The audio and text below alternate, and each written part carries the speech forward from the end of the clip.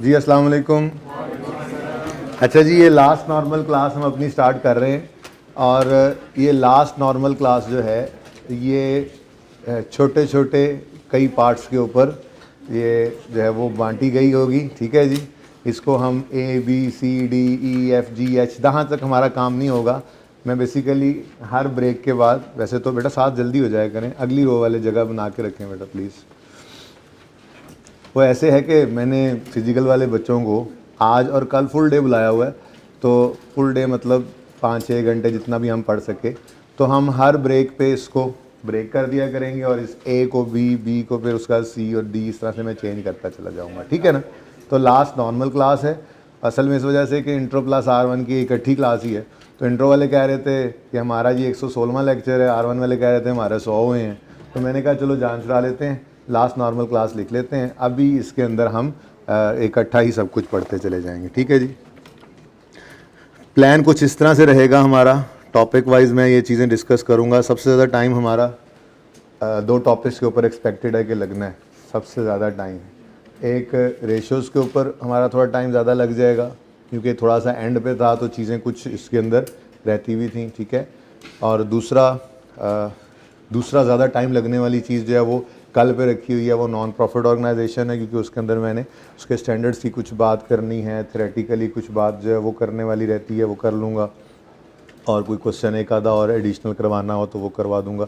तो ये 2 चीज़ों पे ज़्यादा टाइम लगना है, बाकी सब चीज़ों पे सिर्फ उतना ही टाइम लगना है जितने हमारी चीज़ें जो छोटी छोटी रहती हैं हर टॉपिक के अंदर से। कोई MCQ डिस्कस होने वाला रह गया या कोई बच्चों का प्रॉब्लम होगा, कोई पास पेपर है, कुछ तरह की चीज़ जो है वो डिस्कस करते हुए हम आगे चलते जाएंगे। ठीक है जी।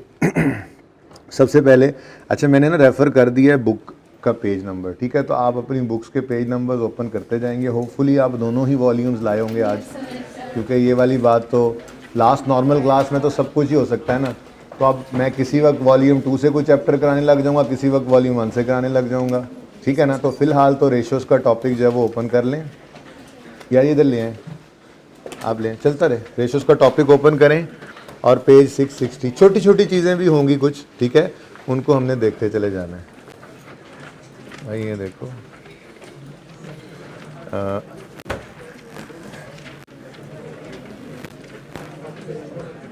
ये है असल में मेरा फोल्डर। इस फोल्डर के अंदर आई थिंक ये स्प्रिंग 21 का है, मार्च का, और ये सितंबर 21 का है। इसमें अलग अलग फोल्डर्स बने हुए हैं। तो सर को जो चीज़ चाहिए होगी, मेरे ख्याल में लेक्चर नोट्स चाहिए होंगे तो वो यहाँ से मिल जाएगी, शायद कुछ ना कुछ मिल ही जाए। ठीक है। तो ये फोल्डर है मेन, इसमें से सर को देखें।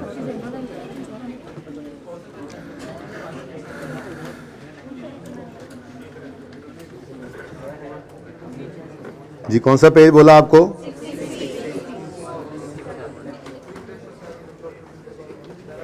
अच्छा प्लीज़ बेटा, मुझे आवाज़ आ रही है वैसे ही फजूल में।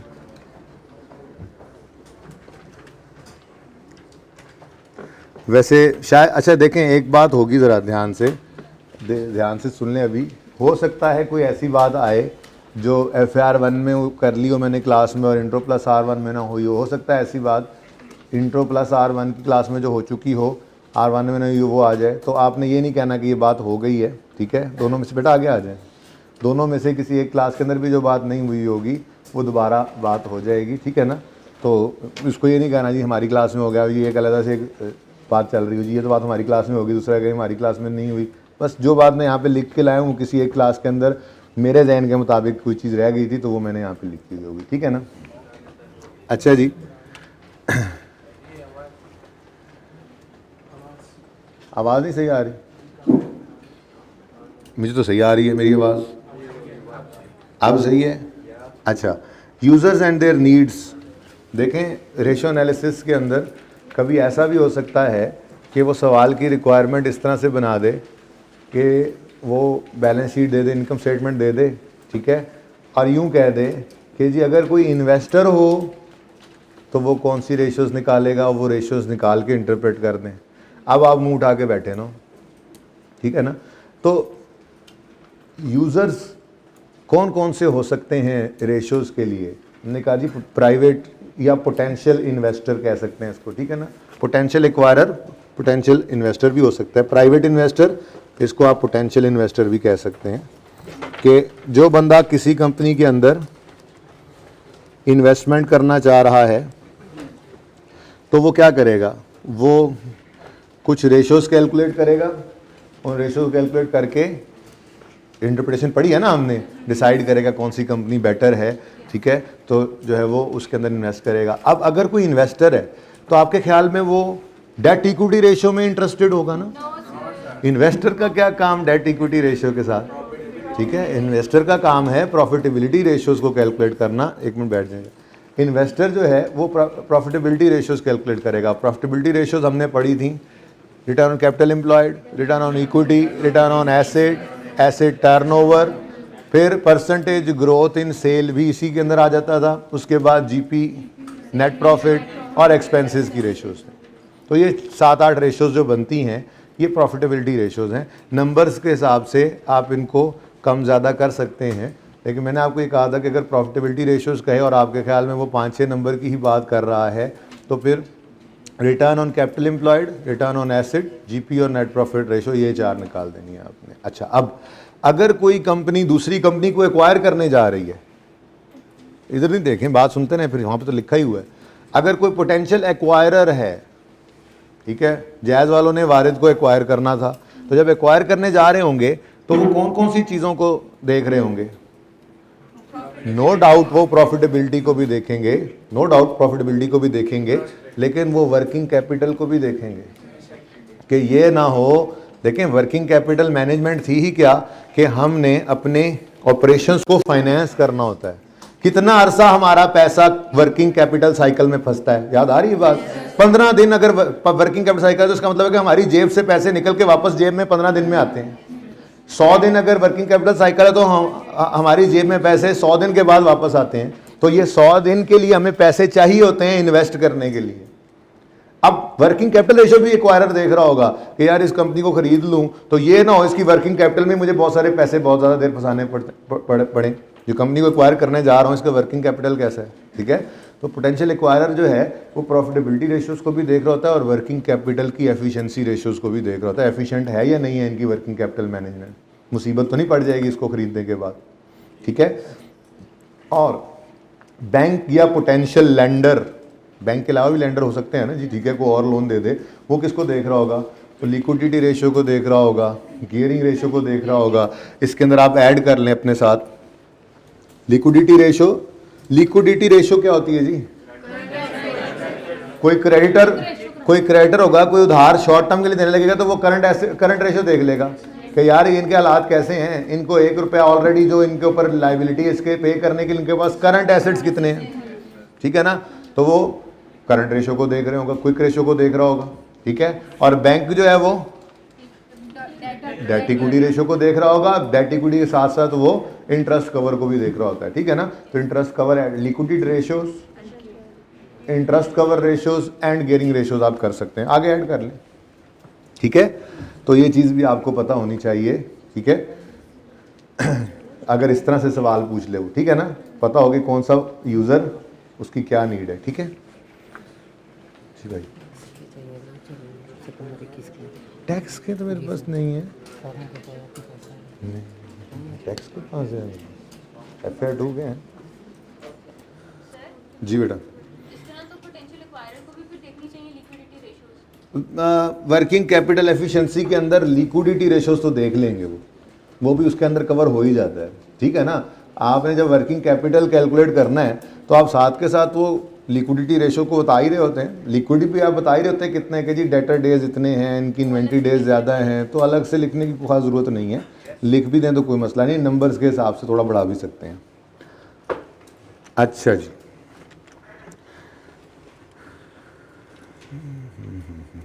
अच्छा जी, नंबर 1 पॉइंट हो गया ये ना, मैं आपको फिर हैंड आउट दे दूंगा हार्ड फॉर्म के अंदर, ठीक है।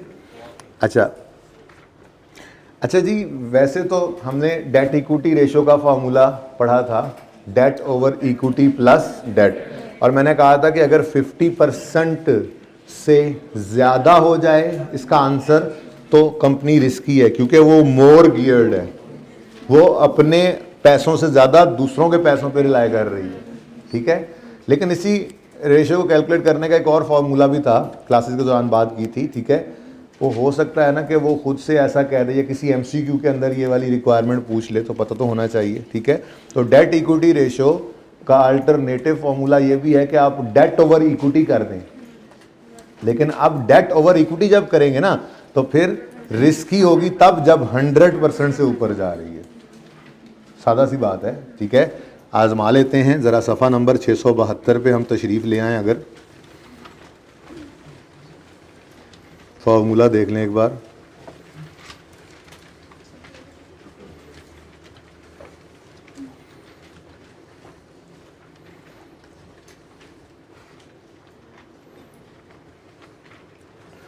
जी, ये फॉर्मूला जो था बी फॉर्मूला, ये तो हमने किया था क्लास के अंदर, ठीक है ना। Long term loan over equity plus long term loan, ठीक है। और हमने कहा था कि जी अगर इस बी का answer B is above 50% company is highly geared, more geared, ठीक है। अब अगर हम long term loan over equity कर दें सिर्फ, ठीक है, तो भी सादा सी बात है। देखो ना, मिसाल से समझ लेते हैं, बल्कि मिसाल क्या, हमारे सवाल के अंदर ही ये डेट इक्विटी रेशियो हमने निकाली हुई है। जहाँ पे हमने डेट इक्विटी रेशियो निकाली थी, मुझे वो वाली जगह मिल गई। ये डेट इक्विटी रेशियो हमने निकाली थी debt over equity plus debt करके, ठीक है। अगर यही काम मैं इस तरह से कर लूँ कि 3000 डिवाइडेड बाय 7100, जैसे 7100 क्या है जी, टोटल मार्क्स हैं और ये आपके मार्क्स जो आए हैं, ठीक है ना, जिसमें आप 50% से ऊपर जाते हैं तो पास होते हैं। बात समझ आ रही है ना। 100 में से 50 नंबर, फिर तो आप देख रहे हो ना कि एक तरफ 100 पड़ा है, दूसरी तरफ 50 पड़ा हुआ है, दोनों को कंपेयर करेंगे तो फिर ये कोई हाफ तो नहीं ना बन जाएगा कि 50% से ऊपर आप इसको रिस्की कह दें, ठीक है ना। अगर डेट ओवर इक्विटी करते हैं, किधर गया, डेट ओवर इक्विटी सिर्फ करते हैं आप, डेट ओवर इक्विटी, अब इसका आंसर क्या आ रहा है वैसे बताओ, कितना जी, 42। अब ये 42% बन रहा है और दूसरी कंपनी का पता नहीं अब कितना बनेगा, मेरे सामने उसका डाटा नहीं है, अगर आप मुझे बता दें तो। 70%। अगेन को अल्टरनेटिव फॉर्मूला है ना, डिसीजन तो नहीं बदल जाना। दोनों ही हाईली गियर्ड नहीं थी। 30% और 41% का मतलब क्या था, दोनों ही 50% से कम रिलाय कर रही थी दूसरों के डेट पे। अगर आप दूसरी रेशियो निकालोगे तो 42% या 70% होने का मतलब ये नहीं हो जाएगा फिर कि ये हाईली गियर्ड हो गई हैं। अगर आप डेट ओवर इक्विटी करेंगे तो फिर हाईली गियर्ड तब होगी कंपनी जब 100% से ऊपर आंसर आ जाए। क्या मतलब, देखो ना, डेट ओवर इक्विटी है, इधर 100 तो इधर 80। अब हम कहेंगे कि इक्विटी ज्यादा, डेट ज्यादा है इक्विटी से, तो 100% से ऊपर जब तक रेशो नहीं जाएगी ये हाईली गियर्ड नहीं होगी, ठीक है ना। ये बात बस ज़हन में रख लेना, फॉर्मूला यही यूज करना, ज्यादा लॉजिकल है जो हमने किया था, ज्यादा अच्छा समझ में आता है, ज्यादा अच्छा बंदे को क्विकली समझ में आ जाता है। लेकिन पता होना चाहिए कि अल्टरनेटिव तरीका भी मौजूद है ये डेट इक्विटी रेशो निकालने का, ठीक है। ओके, अच्छा जी,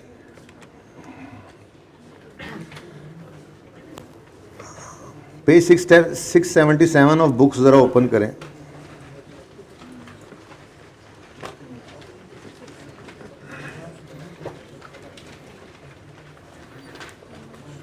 कौन सा पेज था, 77, मैं 67 पे बैठा हुआ।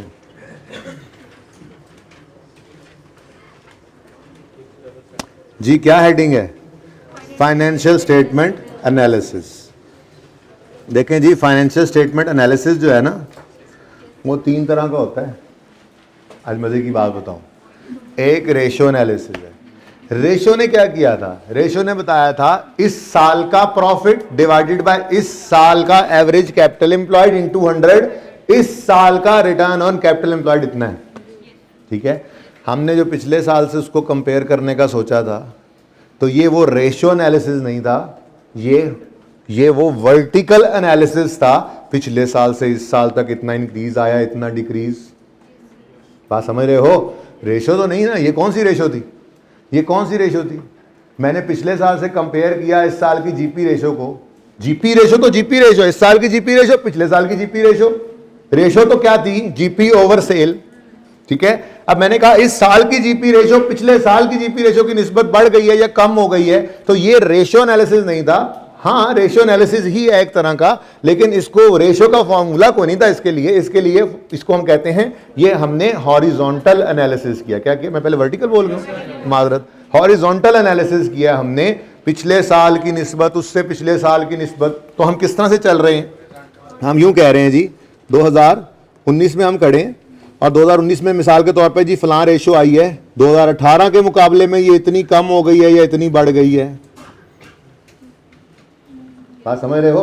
तो हमने क्या किया, हम ओवर द ईयर से चले, इसको कहते हैं हॉरिजॉन्टल एनालिसिस। इसका फॉर्मूला मैंने आपको लिखवा दिया था जब हमने परसेंटेज ग्रोथ इन सेल्स निकाली थी।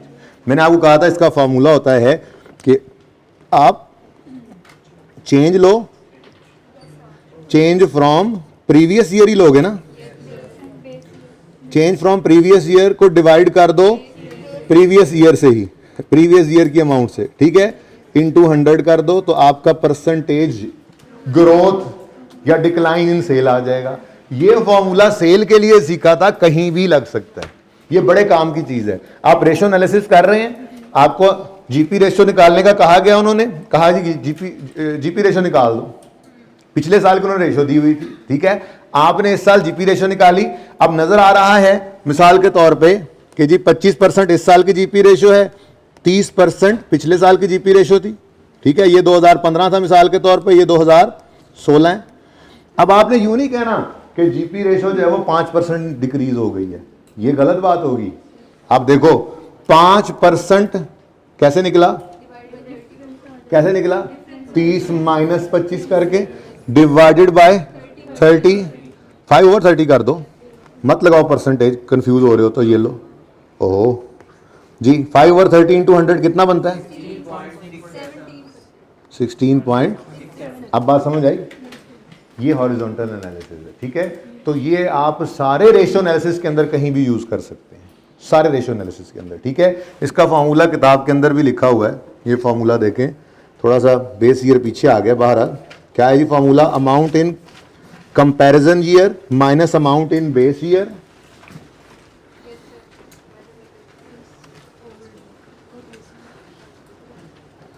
अमाउंट इन कंपैरिजन ईयर कितनी थी? अमाउंट इन कंपैरिजन जो 25 साल थी, minus amount in base year 30 था, हमने 5 लिखा, डिवाइडेड बाय बेस ईयर किया 30, इंटू 100 किया, तो हमारे पास क्या आ गया? परसेंटेज इंक्रीज या डिक्रीज। इसे कहते हैं हॉरिजॉन्टल एनालिसिस, ठीक है। ये आपने रेशो एनालिसिस में यूज करना है, बाकी कोई इतनी बड़ी ये कोई साइंस नहीं है कि यहाँ पर जो है वो पता नहीं किस मुश्किल में पड़ गए हैं। अगर आप देखें तो उन्होंने भी, आईकेप ने भी कितनी को बात की हुई थी। पहले तो ये बात सिर्फ ये बात पहले हाईलाइट कर लें बस।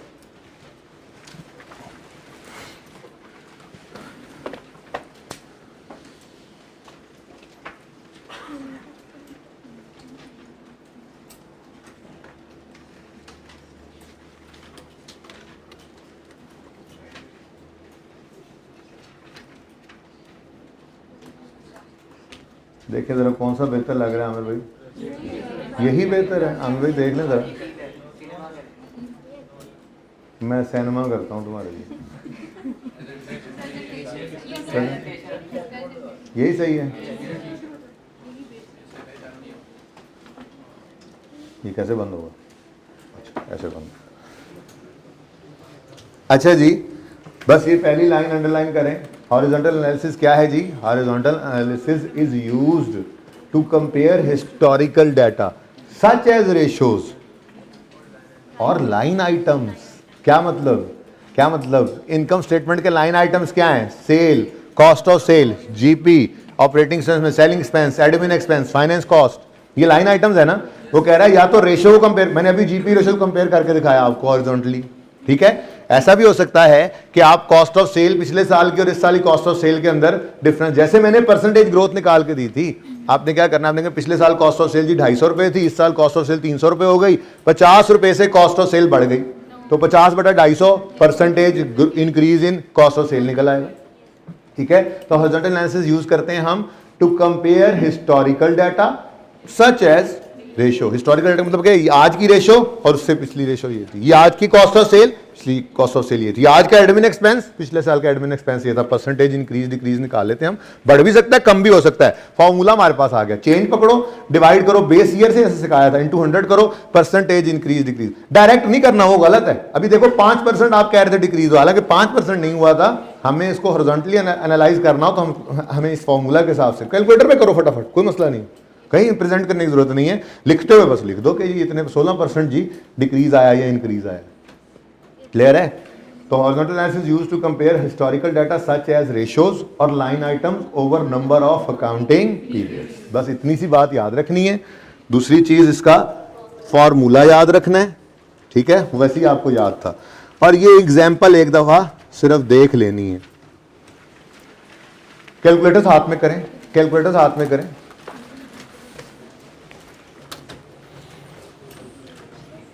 इधर देखें, 2017 की सेल्स हैं 75,200, 2018 में सेल्स हो गई हैं 86,320। तो बताओ दोनों का डिफरेंस कितना है? 11120। चेक करो, सबका ही आंसर आ रहा है 86,320 माइनस 75,200, ये आ गया। ये क्या है जी? डिफरेंस। ये क्या है? डिफरेंस। डिवाइड करेंगे इसको बेस ईयर, बेस ईयर पिछला साल कौन सा है? 2017 है। 75,200 इंटू 100, आंसर क्या आया? अब हम क्या कहेंगे? ऊपर लिखा हुआ परसेंटेज चेंज। अब हम इंटरप्रिटेशन कर रहे हैं तो हम यूं कहेंगे कि sales of 18 have increased by 14.79% over the previous year. ठीक है, तो ये ज़बानी कैलकुलेशन शो करने की जरूरत नहीं है, लेकिन आप इंटरप्रिटेशन कर रहे हो तो आप एक लाइन इसकी डाल सकते हैं कैलकुलेटर के ऊपर ही, सिर्फ कैलकुलेट ही करना है।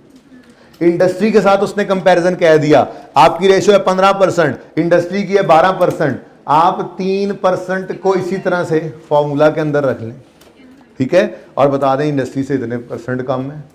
ठीक है, बहरहाल वो ज़रा फिर भी थोड़ा इतना यूज होने वाली बात नहीं, ये सबसे ज़्यादा आसानी से यूज़ हो सकता है। आप दो कंपनीज का कंपैरिजन कर रहे हैं या आप जो है वो ओवर द ईयर्स कर रहे हैं, ओवर द ईयर्स कंपैरिजन करते हुए ना, ये सबसे यूजफुल चीज़ है। अगर आपको 2 साल कंपेयर करने पड़ जाए अपने, तो आप लाजमी ये वाली एक लाइन लिख दिया कीजिएगा हर रेशियो के अंदर। ठीक है, अब यहाँ पर हर एक आइटम इसी तरह से आपने हॉरिजॉन्टली एनालाइज किया हुआ है।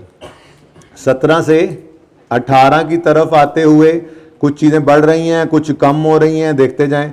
बढ़ने या कम होने वाली फिगर को उठाते हैं, डिवाइड करते हैं बेस ईयर से और परसेंटेज के अंदर आंसर निकलता आता है। इसमें कोई इतनी बड़ी साइंस नहीं थी, आपने देख लिया। ठीक है, तो याद रखने वाली बात सिर्फ क्या है, होता क्या है, एमसीक्यूज के पॉइंट ऑफ व्यू से इंपॉर्टेंट बात एक लाइन थी, वो हमने अंडरलाइन कर ली। फॉर्मूला क्या है, ताकि कहीं यूज करना पड़े तो इसको यूज कर लें। और एक बार इस एग्जाम्पल को आपने देख लिया, मेरे साथ ही देख लिया तो मोर देन एनफ है, क्योंकि यूज करना तो आ गया। ठीक है, यहां तक को मसला। एक और चीज थी, वो वर्टिकल एनालिसिस था। क्या था जी? हमने कहा जी जीपी रेशो क्या है, सेल के कितने % है ग्रॉस प्रॉफिट, सेल के कितने % है नेट प्रॉफिट, सेल के कितने % है कॉस्ट ऑफ सेल, सेल के कितने % है सेलिंग एक्सपेंस, सेल के कितने % है एडमिन एक्सपेंस। ये वर्टिकल एनालिसिस हो रहा था। ठीक है, वर्टिकली एनालाइज कर रहे थे। सेल ऊपर पड़ी है, नीचे जीपी पड़ा है, जीपी सेल का। सब मेरी तरफ देखें, कोई किसी के पीछे, किसी के सर के पीछे छुपा हुआ को नजर आया ना, फिर देखना, आई कांटेक्ट किसी का मिस ना हो। टॉप पे सेल पड़ी है, ठीक है, जीपी नीचे पड़ा है, जीपी सेल का इतने % है वर्टिकल, नेट प्रॉफिट सेल का इतने % है, कॉस्ट ऑफ सेल सेल का इतने % है। ये वर्टिकल एनालिसिस है। ये वर्टिकल एनालिसिस बैलेंस शीट के अंदर भी हो जाता है, बैलेंस शीट के अंदर भी करते हैं। वो कैसे होगा, non current assets as a % of total assets, current assets as a % of total assets. Balance sheet के अंदर दो साइड होती है ना, एक assets equal equity plus liability, equity के अंदर आए share capital as a % of total equity plus liability, non current liability as a % of total equity plus liability. इस एग्जांपल के अंदर भी आपको नजर आता है, दिखाता हूं। मुश्किल काम नहीं, बिल्कुल आसान है, पता होना चाहिए था एमसीक्यूज के पॉइंट ऑफ व्यू से कि होता क्या है। ठीक है, तो वर्टिकल एनालिसिस क्या है, देखें जी, ये लाइन अंडरलाइन कर लें। Line items on an income statement can be stated as a % of gross sale, while line items on a balance sheet can be stated as a % of total assets or liabilities. बस बात भी समझ आ गई, जुमला भी underline कर लिया। Example में देखते हैं कि क्या कह रहे हैं। वो ये बात कह रहे हैं जी, वो कह रहे हैं जी ये आपकी बैलेंस शीट है। मैं पहले टोटल एसेट्स की बात कर लूं, मिसाल के तौर पे उन्होंने कोई 17 ले लें, चले 18 ले लें। 2018 के अंदर प्रॉपर्टी प्लांट इक्विपमेंट कितना नजर आ रहा है? 15,000। As a percentage of total assets कितना कहेंगे आप? जो कहते हैं ना जी कि इस ऑर्गेनाइजेशन के जो पीपीई हैं वो टोटल एसेट्स का इतने परसेंट है, कहीं बोलना पड़ जाए तो वर्टिकल एनालिसिस को कहते हैं। अब जरा चेक करो, 15,000 पीपीई है डिवाइडेड बाय टोटल एसेट्स 35,440 है, इंटू 100 करो, 42% है पीपीई टोटल एसेट्स का। कोई भी एक उठा लो, trade debts 2500 divided by 35,440 into 100 करो, 2500, 7%। हम कहेंगे जी डेटर्स जो हैं वो टोटल एसेट का सिर्फ 7% है इनके। ये क्या हो रहा है? देखो लाइन कैसे लगी हुई, वर्टिकल एनालिसिस। यहां पे लाइन कैसे लगी हुई थी? हॉरिजॉन्टली लगी हुई थी। हम इस तरह से टेस्ट कर रहे थे, देख रहे थे 17 से 18 तक आते हुए इतना इंक्रीज या डिक्रीज आया। यहां पे कह रहे हैं हम कि जी 15 जो है वो 35 का इतने परसेंट है, तो वर्टिकल एनालिसिस। किसी भी आइटम को आपने एसेट साइड वाले को टोटल एसेट से ही करोगे ना, ये तो नहीं कि लायबिलिटी वाली साइड से। बहरहाल होती दोनों बराबर ही हैं, लेकिन वैसे बता रहा हूं कोई भी एक आइटम एसेट साइड का टोटल एसेट से आपने कंपेयर कर लिया, इतने परसेंट है जी ये टोटल एसेट्स का, वर्टिकल एनालिसिस है। इक्विटी को पकड़ लो, 1000 है शेयर कैपिटल। इक्विटी में सिर्फ शेयर कैपिटल पकड़ो, 1000 है, 1000 डिवाइड बाय 35,440, 2.8% है। हम कहेंगे जी शेयर कैपिटल जो है वो टोटल इक्विटी प्लस लायबिलिटी का सिर्फ 2.8% है। सही है, इसे क्या कहते हैं? Vertical analysis. ठीक है, बस इतनी सी बात ही करनी थी। ये देखो इनकम स्टेटमेंट भी वर्टिकल एनालिसिस हुआ पड़ा है।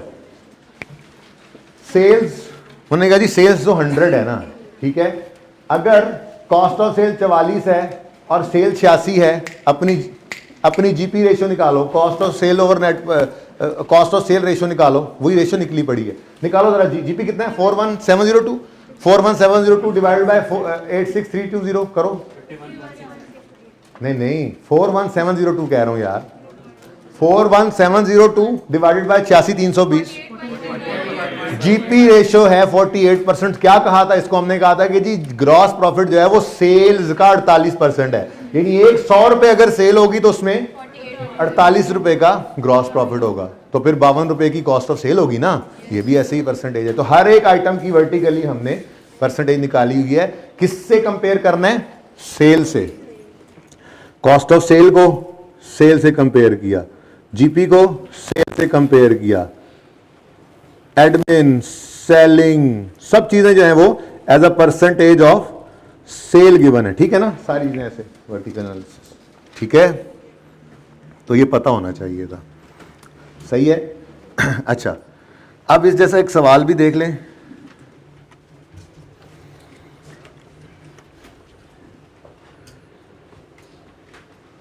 प्रैक्टिस सेट 6 निकालें, पेज 683 ऑफ बुक्स पे।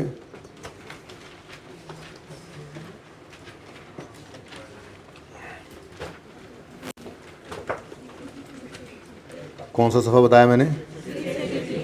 6 जी 683। रिक्वायरमेंट देखें इसकी, मैं बी रिक्वायरमेंट असल में करवाना चाह रहा हूं आपको इसकी, क्योंकि ए रिक्वायरमेंट में क्या है, आपको कोई मसला ही नहीं है, आपने रेशियोज कैलकुलेट करनी है। क्या मसला है आपको? रेशियोज कैलकुलेट करना आपके लिए कोई मसला नहीं है। पेज 684 पे रिक्वायरमेंट बी जरा पढ़ें।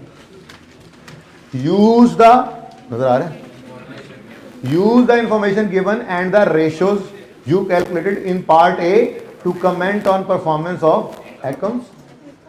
अच्छा, वो नाम है इसका बिजनेस का। अब ये परसेंटेजेस एकम्स की गिवन है, ठीक है, 2006 की। इंडस्ट्री की भी गिवन है, ठीक है। अब 2007 की आपने यही रेशियोज खुद कैलकुलेट करनी थी, ये रिक्वायरमेंट थी आपकी, ये calculate following ratios for the year 31 मई 2007। तो ये रेशियोज आपने खुद निकालनी थी। ज़रा सोल्यूशन से मुझे देख के बता दें क्या रेशियोज हैं, ताकि मैं ज़रा वो जल्दी से बता दूं आपको कि सीखना क्या था हमने। 2007 में ग्रॉस प्रॉफिट रेशियो क्या निकली है, सिंपल है ना, इसलिए कैलकुलेट नहीं करवा रहा, कैलकुलेट करने की जरूरत है, जीपी रेशियो कर लोगे ना तो सिंपल काम। बताओ कितनी आई, 25.3%। और उसकी अगली रेशियो कौन सी है, एक मिनट, है कौन सी, ऑपरेटिंग प्रॉफिट कितना है, 13 फिर है जी करंट रेशियो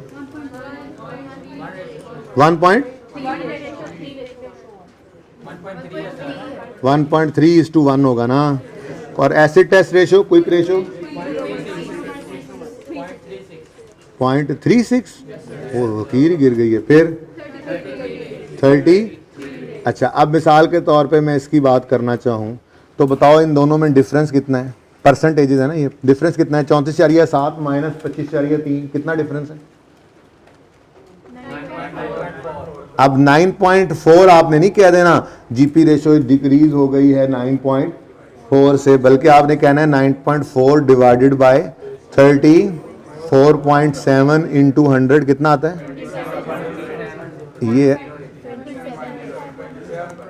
27% ही लिख दो ना, 20। अब आप इंटरप्रिटेशन करते हुए क्या लिखोगे, आप कहोगे जी कि जीपी रेशियो एकम्स की 2006 की निस्बत 27% कम हुई है, ठीक है। और यही काम आप इंडस्ट्री के लिए भी कर सकते हो। इंडस्ट्री का 30 है, 30 माइनस 25.53 कितना आता है, 4.7 divided by 30 into 100, answer is, यार राउंड ही कर दिया करो, 16%। अब आपने ये बात इस तरह से कर देनी है क्योंकि आपको कंपैरिजन करने के लिए कहा गया है प्रीवियस ईयर के साथ और इंडस्ट्री एवरेज के साथ। तो आप कितनी को देर लगेगी कैलकुलेटर पे ये काम करते हुए करें कैलकुलेट, और फिर 27% डिक्रीज हुई है जी जीपी रेशो, और ये इंडस्ट्री से 16% हॉरिजॉन्टल एनालिसिस कर रहे हैं ना, तो फॉर्मूला लगा के फिगर निकाला करेंगे हम, ठीक है। ज़रा सोल्यूशन के ऊपर नज़र डालें, ऐसी ही बातें लिखी हुई हैं। सोल्यूशन कौन से सफ़े पे है, 694। ये देखें, कमेंट्स जब करने की बारी आई, GP ratio percentage has reduced from previous year by 27%, this might indicate increase competition. बाकी बातें आपको पता है, एक छोटी सी बात बीच में से ऐड की है आपके, ताकि ज्यादा टाइम भी ना लगे लेकिन एक काम की बात आपको पता लग जाए, ठीक है ना। बाकी बातें पढ़ के देखें। This might be due to increase competition in market and that selling prices have been discounted. हमने ये बात की हुई थी, सेलिंग प्राइसेस कम करनी पड़ती हैं कभी कभी सेल बढ़ाने के लिए।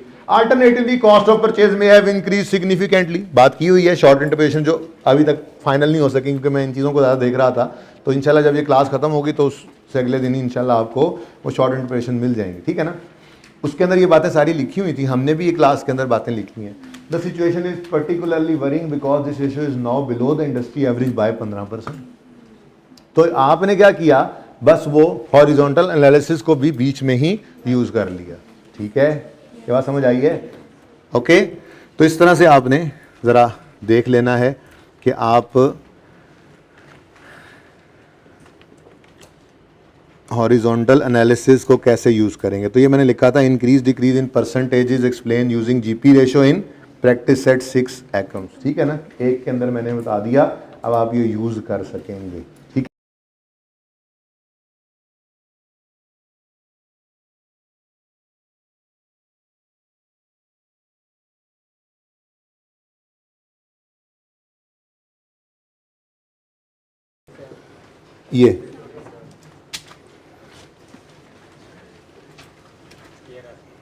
ये एक लाइन लिखी हुई है, आप इससे परेशान तो नहीं होंगे ना। Financial statements analysis of following types, horizontal analysis, vertical analysis and ratio analysis. तो आप समझ लग गई आपको, रेशियो वो जो हमने कैलकुलेट करना सीखी थी, ये हॉरिजॉन्टल और वर्टिकल एनालिसिस यूज रेशियोज में ही कर रहे होते हैं, रेशियोज के साथ ही यूज कर रहे होते हैं। लेकिन दरअसल कोई रेशियो तो नहीं थी ना, ये आपने पिछले साल की निस्बत इस साल को कम या ज्यादा बताना है, तो ये कौन सी रेशियो थी, क्या ये जीपी रेशियो थी, या नेट प्रॉफिट रेशियो थी, या रिटर्न ऑन कैपिटल एम्प्लॉयड थी, या डेट इक्विटी थी। रेशियो एनालिसिस वाली रेशियोज में नहीं थी, लेकिन एक एनालिसिस तो है फाइनेंशियल स्टेटमेंट्स का ये भी, तो ये इस तरह से लिखा हुआ है, मैंने कहा इससे परेशान ना हो, ठीक है। समझ आ गई अब ये बात, अच्छा जी समझ आ गई है। ओए होए होए, कह रहे हैं जी हम कि प्रैक्टिस सेट 7 का बी देखा जाए, क्या है उसमें पता नहीं। अब मैंने कल क्या देखा था, अरे वाह वाह वाह वाह,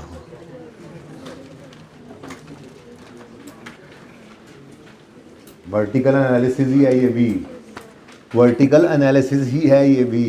क्या कह रहे हैं जी, आपको 7 क्वेश्चन के अंदर दिया गया income statement, balance sheet, balance sheet दे दी, ठीक है जी। उसके बाद ये प्रॉफिट एंड लॉस अकाउंट है, कहा गया जी कुछ रेशियोज कैलकुलेट कर दो।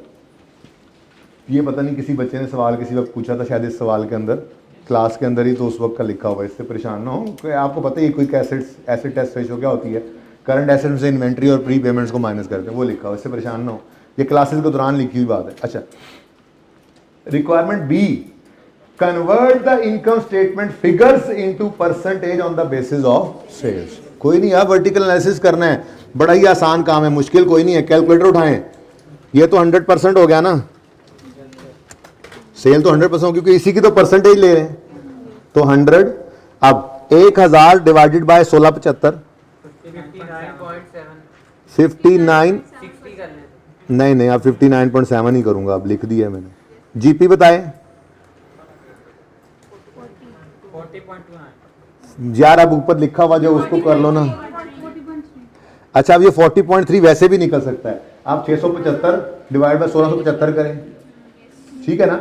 अब ये क्या कर रहे हैं, ये पड़े थे रुपीस, ठीक है, और ये हमने परसेंटेजेस सामने निकालने शुरू कर दिए, बस सिंपल करते जाओ आगे। नेक्स्ट है जी एडमिन एक्सपेंस, 250 डिवाइड बाय 1675, 14.9%, ऊपर परसेंट लिख दिया है। फिर सेलिंग एक्सपेंस है 225 बटा 1675, 13.4%। फिर जी कितना आता है, प्रॉफिट बिफोर टैक्स 11.9 कर लें। अब ये 11.9 वैसे भी डायरेक्ट निकल सकता था, अगर आप 200 डिवाइड बाय 1675 करें, करके देख लें, ठीक है। फिर 50 को करो जरा, सेल की परसेंट 2.9, तो नेट प्रॉफिट आ गया, नहीं 11.9 में से 2.9 माइनस हो तो हाँ वो बता, ठीक है ना बेटा, जो फिगर लिख दिए ऊपर, अब उसको कर लो ना प्लीज कैलकुलेट जी।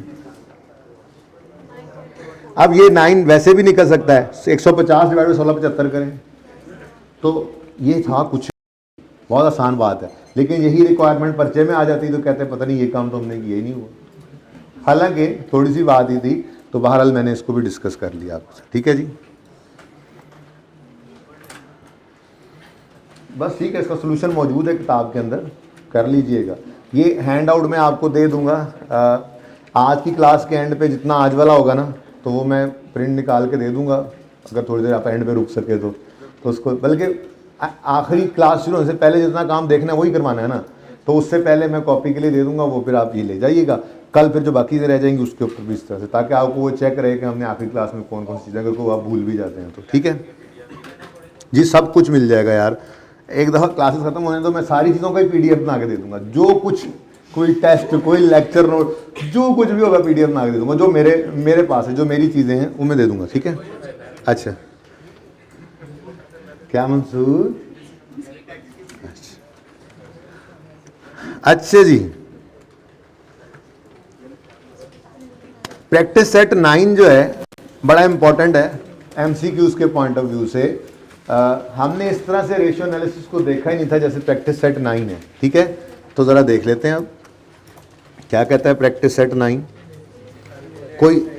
कोई एक सवाल कर लेते हैं। देखो जी, आपके सामने following are the data related to ये लिमिटेड, ये लिमिटेड, ओके। ग्रॉस प्रॉफिट है 35,000, closing stock decreased compare to opening stock 75, decrease बता दिया। ग्रॉस प्रॉफिट रेशियो रेट है 33%, stock turnover 3 times, debtor turnover 3 times, creditor turnover 5 times. Calculate following. आप formula पता है, cell कौन सी रेशियो के अंदर इस्तेमाल होती है, ग्रॉस प्रॉफिट रेशो में भी इस्तेमाल होती है, और क्रेडिट सेल्स उसने नहीं कहा, ठीक है। क्रेडिट सेल्स कहता तो डेटर रेशो के अंदर भी यूज़ हो सकती है। अब देखना ये है कि इसको sales cost of sale, trade debts, trade creditor, stock in hand को आपको कैसे निकालना पड़ेगा। आपने सिंपली अपने फार्मूलाज को लिखना है, ठीक है ना। फार्मूला जीपी रेशो का लिख के ट्राई करते हैं। जीपी रेशो का फार्मूला होता है, जीपी परसेंटेज फार्मूला होता है जी ग्रॉस प्रॉफिट ओवर सेल्स, ठीक है ना जी, हाँ वही इंटू 100। अब ग्रॉस प्रॉफिट सवाल में गिवन है 35,000, ठीक है जी। उसके बाद जीपी की परसेंटेज गिवन है 33% है, डिवाइडेड बाय सेल्स नहीं पता, इंटू 100 है। सॉल्व करो इस सिंपल, सेल्स कितनी आ गई 1060, बस देख लो, मुझे तो सही नहीं लग रहा। ग्रॉस प्रॉफिट 35,000 है तो सेल्स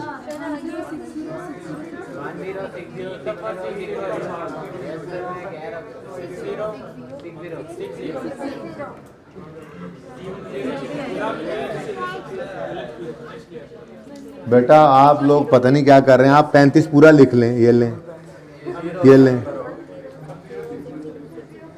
अब 35 मिलियन ग्रॉस प्रॉफिट है, ग्रॉस प्रॉफिट 35 मिलियन है ना, तो फिर जाहिर सी बात है वो बहुत ज़्यादा सेल होनी है। मैंने 3 सिफर ही उड़ाए थे, तो आप भूल जाए ना उसको।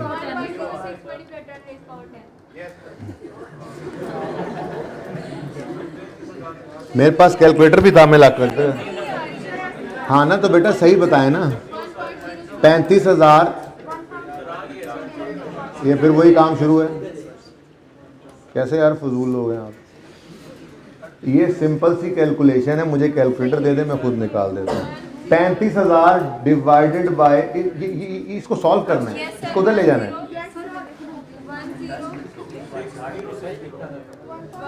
नहीं नहीं, अब रहने दें, रहने दें, अब मैं कर ही लेता हूँ। सॉल्व करूं, हद हो गई यार जी, बता दें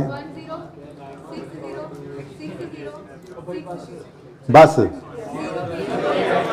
तो फिर गलत बताया ना आपने कॉमे।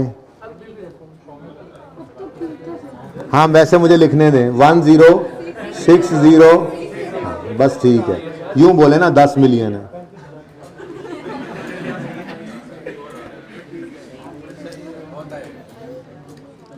ये कैलकुलेशन का हाल है। अच्छा जी,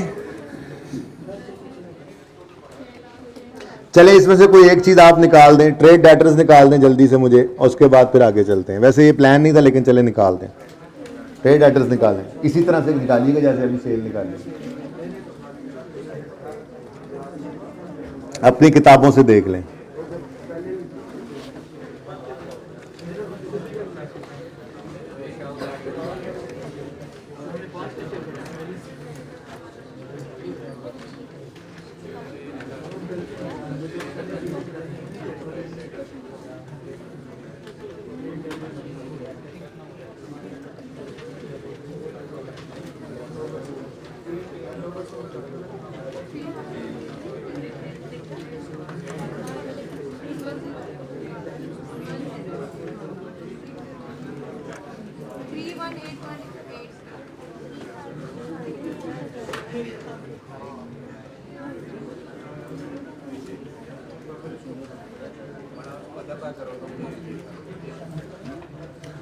अच्छा भाई, इससे एक और बात ही पता चलती है कि अगर सवाल के अंदर सॉल्यूशन करते हुए फिगर्स ऐसे आ जाएं 33,333, तो इसका मतलब ये कतन नहीं होता कि आप सवाल गलत कर रहे हैं। एक बड़ा मसला पर्चे के अंदर बच्चों को आता है कैलकुलेशन की। अभी क्या आंसर आया डेटर्स का? डेटर्स का अभी तो कैलकुलेटर ही पता नहीं क्या बताता है। हाँ 318181। अब आप कहोगे यार मैं तो गलत ही कर रहा हूँ। भाई नहीं, आप अपने उसूलों के ऊपर पक्के रहें। आपने जो काम किया है, अगर सही फॉर्मूला लिखा है, सवाल से सही फिगर्स उठाई हैं, तो फिगर जो मर्जी आती रहे आपकी बला से। ये नहीं सोचना फिर के जी ये जो पॉइंट्स में ये जो 33,333 आ रहे हैं, 67,667 आ रहा है, नहीं जी नहीं, ये तो मैंने कुछ गलत कर दिया, ऐसा कुछ भी नहीं होता। ठीक है, हाँ 35 अप्रोक्सीमेटली, ठीक है, मतलब सही नहीं। अच्छा खैर ये फिगर अजीब सी थी, बहरहाल जो काम सिखाना था वो आपको सिखा दिया। कभी ऐसा हो, ये सुने प्लीज, अब इस तरह के सवाल रेशो के सवाल के अंदर दे, ये ज़रा मुश्किल ही है वैसे, क्योंकि रेशो के अंदर वो इंटरप्रिटेशन की ज़्यादा जोर करता है, लेकिन हो सकता है किसी एमसीक्यू के अंदर इस तरह का कोई एमसीक्यू आ जाए, इतना थोड़ा सा डाटा दे के 2-4 चीज़ें देकर आपसे वो रेशो कैलकुलेट करवा ले, वो कोई फिगर मिसिंग कैलकुलेट करवा ले, तो आपको करनी आनी चाहिए, ठीक है। असल काम तो अभी मैंने शुरू ही नहीं किया और आप लोग अभी से ऐसे हो गए हैं। अच्छा जी, विंडो ड्रेसिंग का नाम सुना हुआ है किसी एमसीक्यू में ना आ जाए?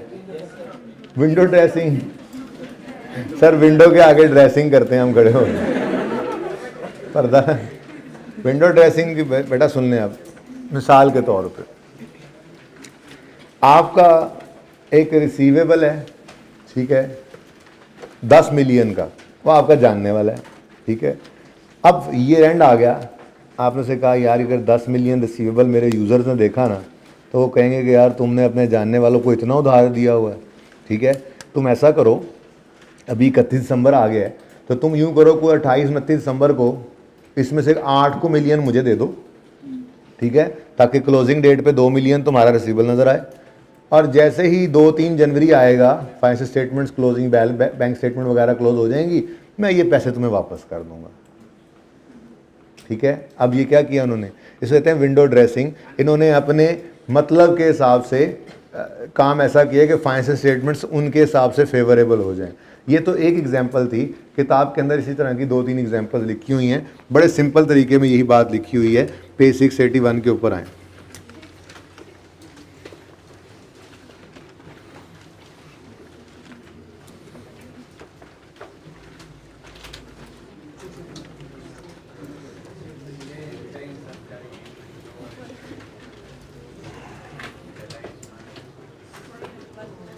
जी, विंडो ड्रेसिंग क्या है?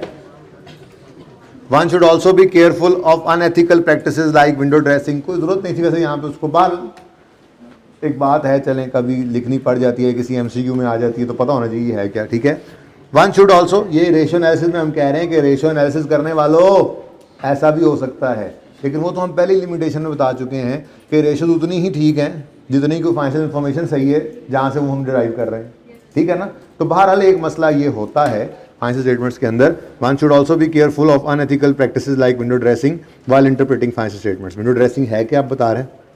Window dressing is the adaptation of rules and practices to present financial situation in a way that business situation appears better than actually it is, ठीक है ना। कि आपने ऐसे फाइनेंशियल स्टेटमेंट्स को प्रेजेंट किया, ठीक है, कि जिस तरह से असल में कहानी है वो उससे ज़रा बेटर नजर आई, ठीक है। मिसाल के तौर पे उन्होंने कहा डिले इन पेइंग सप्लायर्स, क्यों जी, क्यों कैश हायर नजर आएगा, कहेंगे बड़े कैश बैलेंस पड़ा हुआ है, थोड़ा डिले कर दी उनकी पेमेंट, उन्होंने कहा यार कर देंगे, आपको पेमेंट कर देंगे, ठीक है। फिर using lower estimate for doubtful debt, जो है वो एक एस्टीमेट ही है ना, ठीक है। अब पता है आसपास वाले कह रहे हैं 10% नहीं मिलेंगे, हमने कहा छोड़ो यार, इससे तो हम जब ये प्रोविजन 10% रिकॉर्ड कर ली तो इसकी तो एंट्री होती है bad expense, debit, provision, credit. Bad expense तो प्रॉफिट एंड लॉस में जाता है, तो प्रॉफिट को कम कर देगा, और उधर प्रोविजन बढ़ जाएगी, वो डेटर को कम कर देगा। क्यों ना इसको 5% कर दें, इससे तो फिर 2 फायदे होंगे, एक तरफ एक्सपेंस कम बनेगा तो प्रॉफिट ज्यादा आएगा, दूसरी तरफ प्रोविजन कम होगी तो डेटर्स नेट में ज्यादा अमाउंट पे नजर आएंगे, ठीक है। तो यूजिंग लोअर एस्टीमेट और अलाउंस फॉर डाउटफुल डेट, ये भी क्या है, ये सम वेज की बात हो रही है। वो कह रहे हैं जी कुछ तरीके आपको सिखाए जा रहे हैं, ठीक है जी, कुछ तरीके आपको सिखाए नहीं जा रहे, कहा जा रहा है कि ऐसे तरीके हों तो आपने उनको पकड़ना है जाके, ठीक है ना। आप तो ऑडिटर होंगे ना। कैपिटलाइज स्मॉलर एक्सपेंडिचर्स, क्या मतलब, छोटे छोटे एक्सपेंस हैं, अब छोटी अमाउंट मटेरियल भी ना हो तो प्रॉफिट एंड लॉस में एक्सपेंस आउट करनी चाहिए। वो कह रहे हैं जिन्हें भी कैपिटलाइज किए जा रहे हैं, उससे भी 2 फायदे हो रहे हैं, एक तो एक्सपेंस नहीं बन रहा, दूसरा एसेट ज़्यादा हो रहा है। हमने कहा यार मटीरियलिटी का कॉन्सेप्ट होता है, कोई चीज़ है फिक्स एसेट में, हम हर स्टेपलर भी लिया तो उसको भी हमने नॉन करंट एसेट है जी, है तो नॉन करंट एसेट ही 2-3 साल पड़ा रहता है, कई साल फायदा देता है, ठीक है। तो स्टेपलर को भी क्या आप नॉन करंट एसेट में, आपके पीपी के नोट के अंदर स्टेपलर भी आ रहा हो, अब वो मटीरियलिटी का कॉन्सेप्ट भी तो कोई चीज़ है ना, ठीक है। लेकिन अगर ऐसा करेंगे तो वो क्या कर रहे होंगे, विंडो ड्रेसिंग करेंगे, कुछ एग्जाम्पल्स बताई गई हैं, ठीक है ना। उसके बाद जी offer customer an early shipment discount, क्या मतलब, उन्होंने ऑर्डर दिया हुआ है, हमने कहा यार फटाफट मंगवा लो चीजें, फटाफट आपको डिस्काउंट दे देते हैं, ठीक है। क्यों जी, क्यों, रेवेन्यू भी बढ़ जाएगा, ठीक है। और जो कल को देखो ना, विंडो ड्रेसिंग क्या है, फ्यूचर की चीज को कभी इधर ले आए, ठीक है ना। जैसे मैंने आपको एग्जांपल दी थी कि हमारे उस रिश्तेदार ने, उस जानने वाले ने पैसे ईयर एंड के बाद देने थे, हमने वो रिसीविंग इस दफ़ा डलवा ली, ठीक है, ताकि ज़रा इस दफ़ा हालात बेहतर नज़र आए, ठीक है ना, कैश बेहतर नज़र आए, डेटर कम नज़र आए, और बाद में फिर रिवर्स भी अक्सर कर देते होते हैं। तो यही भी विंडो ड्रेसिंग की एग्जाम्पल है जी। हाँ जी, तो करते हैं या करने की कोशिश करते हैं, छोड़ें इस बात को। बहरहाल ये बात है, वो कहते हैं पैसे मत निकालो, सही कह रहा है ना, वो कहते हैं यार क्यों, वो जी क्लोजिंग हो रही है, क्लोजिंग हो रही है, हर बैंक को टेंशन पड़ी होती है, क्लोजिंग हो रही है जी, क्लोजिंग हो रही है, क्या मतलब, वो एक रिक्वायरमेंट, उनकी मिनिमम रिक्वायरमेंट, उन्होंने उतने वो फ़ोन आ रहे होते हैं जनाब, हर बंदे को फ़ोन आ रहा होगा बैंक में, वो जी वो पैसे निकाले ना जी, वो पैसे पड़े हैं, स्लो कर देंगे, वो सिस्टम रुक गया जी, काम हो रहा है जी, पता नहीं क्या करेंगे। 20 दिसंबर के बाद तो अजीब ही हाल हुआ होता है, ठीक है ना, बैंकों से पैसे ही नहीं कर रहे होते। तो बहरहाल छोड़ो, मंसूर कह रहा है वो विंडो ड्रेसिंग करते हैं। अच्छा, नेक्स्ट है जी, लोअर कर देना डेप्शन expense by using high useful life और रेजिडुअल। यूजफुल लाइफ नजर आ रहा है 10 साल चलना है इस पंखे ने, ठीक है, 20 साल कर दिया, ठीक है, 20 साल कर दिया, अब डेप्शन एक्सपेंस, ठीक है ना। तो ये विंडो ड्रेसिंग की कुछ एग्जांपल्स हैं। बहरहाल विंडो ड्रेसिंग होती क्या है वो आपको पता होना चाहिए था, वो आपको अब पता है अल्हम्दुलिल्लाह। ओके, अच्छा जी, अब वन एंड ओनली एपीवैक लिमिटेड के ऊपर हमारा कोई आधा घंटा, इससे भी ज़्यादा लग जाए, ठीक है ना। तो उससे पहले एक आखिरी पॉइंट है, वो ज़रा देख लें। क्या ओ भाई, गड्डी चल नहीं रही तो ब्रेक ला लो तुम, ये अड्डे पे बैठ रहे थे आधा घंटा, ये बंदे गाड़ी चलती नहीं है, ब्रेक ला देना, पान ब्रेक लाना जरा, बहुत एमरजेंसी होगी, चुप कर जा, लग गई ब्रेक, इतनी की ब्रेक लगनी थी, ठीक है ना। देखो हमने तकरीबन कोई मेरे ख्याल में 10:30 के भी 11:15 की कीबोर्ड का वेट करते करते हो गए थे, तो अभी तो 1 घंटा भी नहीं हुआ, तो 12:15 तक कोशिश करते हैं ब्रेक हो जाए, ठीक है। ये देखें जी, ये ज़रा मैंने आपके लिए कुछ अल्टरनेटिव नेम्स लिखे हैं जी बेटा। अच्छा यार मंसूर, इससे मुँह ज़रा ऊपर कर दो या इसको बंद कर दो थोड़ी देर के लिए, ठीक है, वैसे भी मेरी भी टांगों पर उठाने लगी भाई। क्विक रेशो को लिक्विड रेशो भी कहते हैं। ये अल्टरनेटिव नेम इसलिए बता देता हूं कि पर्चे में वो कह दे कैलकुलेट लिक्विड रेशो, अब बैठे हैं मुंह उठा के, लिक्विड रेशो क्या होती है, शायद लिक्विडिटी से निकली हो, चलो दोनों कर लेते हैं, नहीं भाई पता होना चाहिए आपको, एमसीक्यू में भी नाम ये यूज हो सकती है ना चीज, ठीक है। तो alternative name of quick ratio is liquid ratio and alternative name of current ratio is safe margin of solvency ratio. Current ratio को safe margin of solvency ratio भी कहते हैं, इसको अपने पास लिख लें। जहां पे आपकी रेशोज वगैरह कहीं लिखी हो ना, जैसे वो पहले सवाल के अंदर डिफरेंट रेशोज लिखी हुई थी, वहां पे, बल्कि नहीं, आप अपने रजिस्टर पे जाएं, जहां रजिस्टर पे आपने वो अपना टेबल बनाया है ना, उस रजिस्टर वाले सफ़े के ऊपर जाकर लिखें।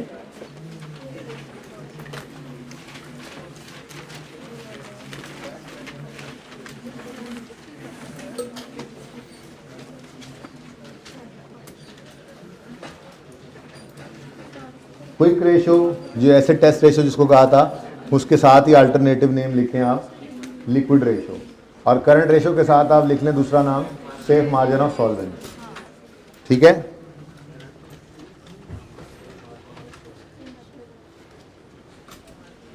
ओके चले,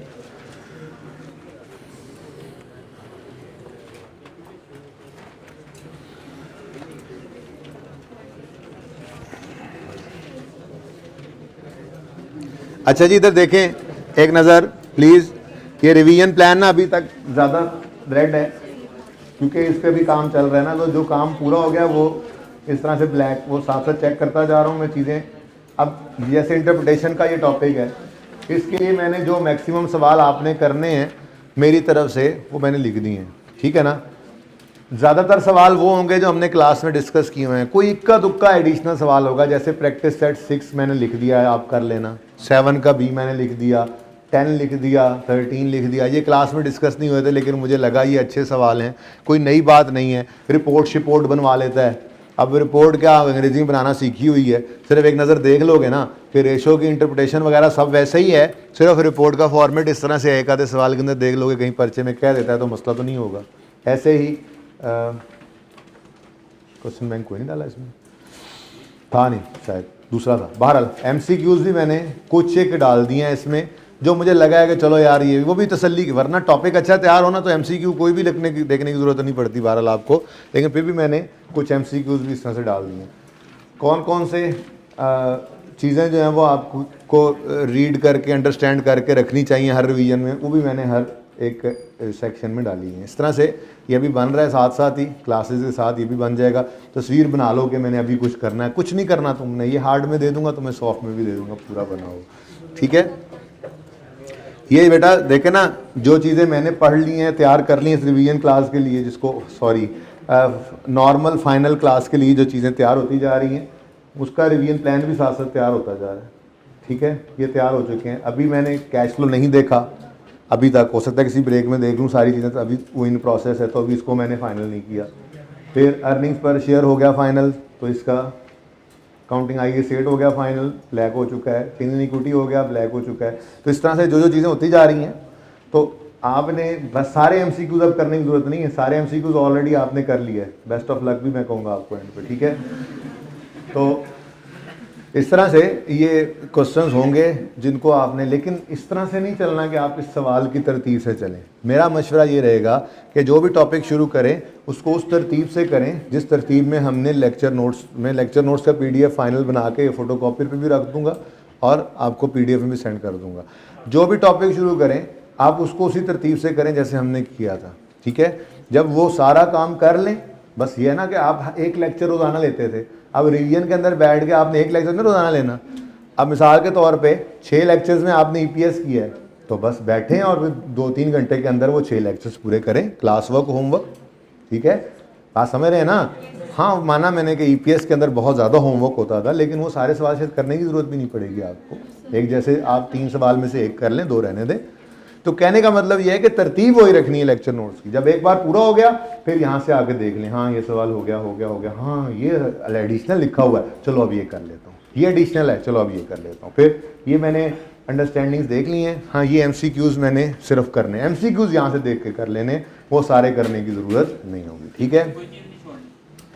छोड़ लो यार, सारे ही छोड़ दो, ये क्या बात है, इनमें से कोई चीज़ नहीं छोड़ी। मेरी तरफ से ये कम अज़ कम ये कर लेना, इससे कम ना करना, ठीक है ना। ये चीज़ें कम अज़ कम होनी चाहिए आपकी हुई हुई।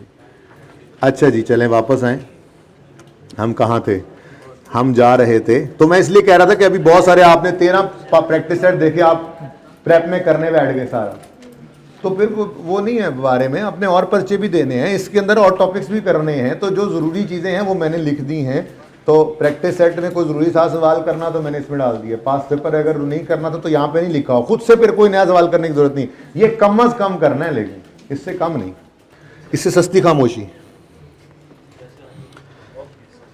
Okay okay okay okay okay okay okay सोके। पास पेपर 1 भी हो गया था, 2 भी डिस्कस हो गया था, 3 भी।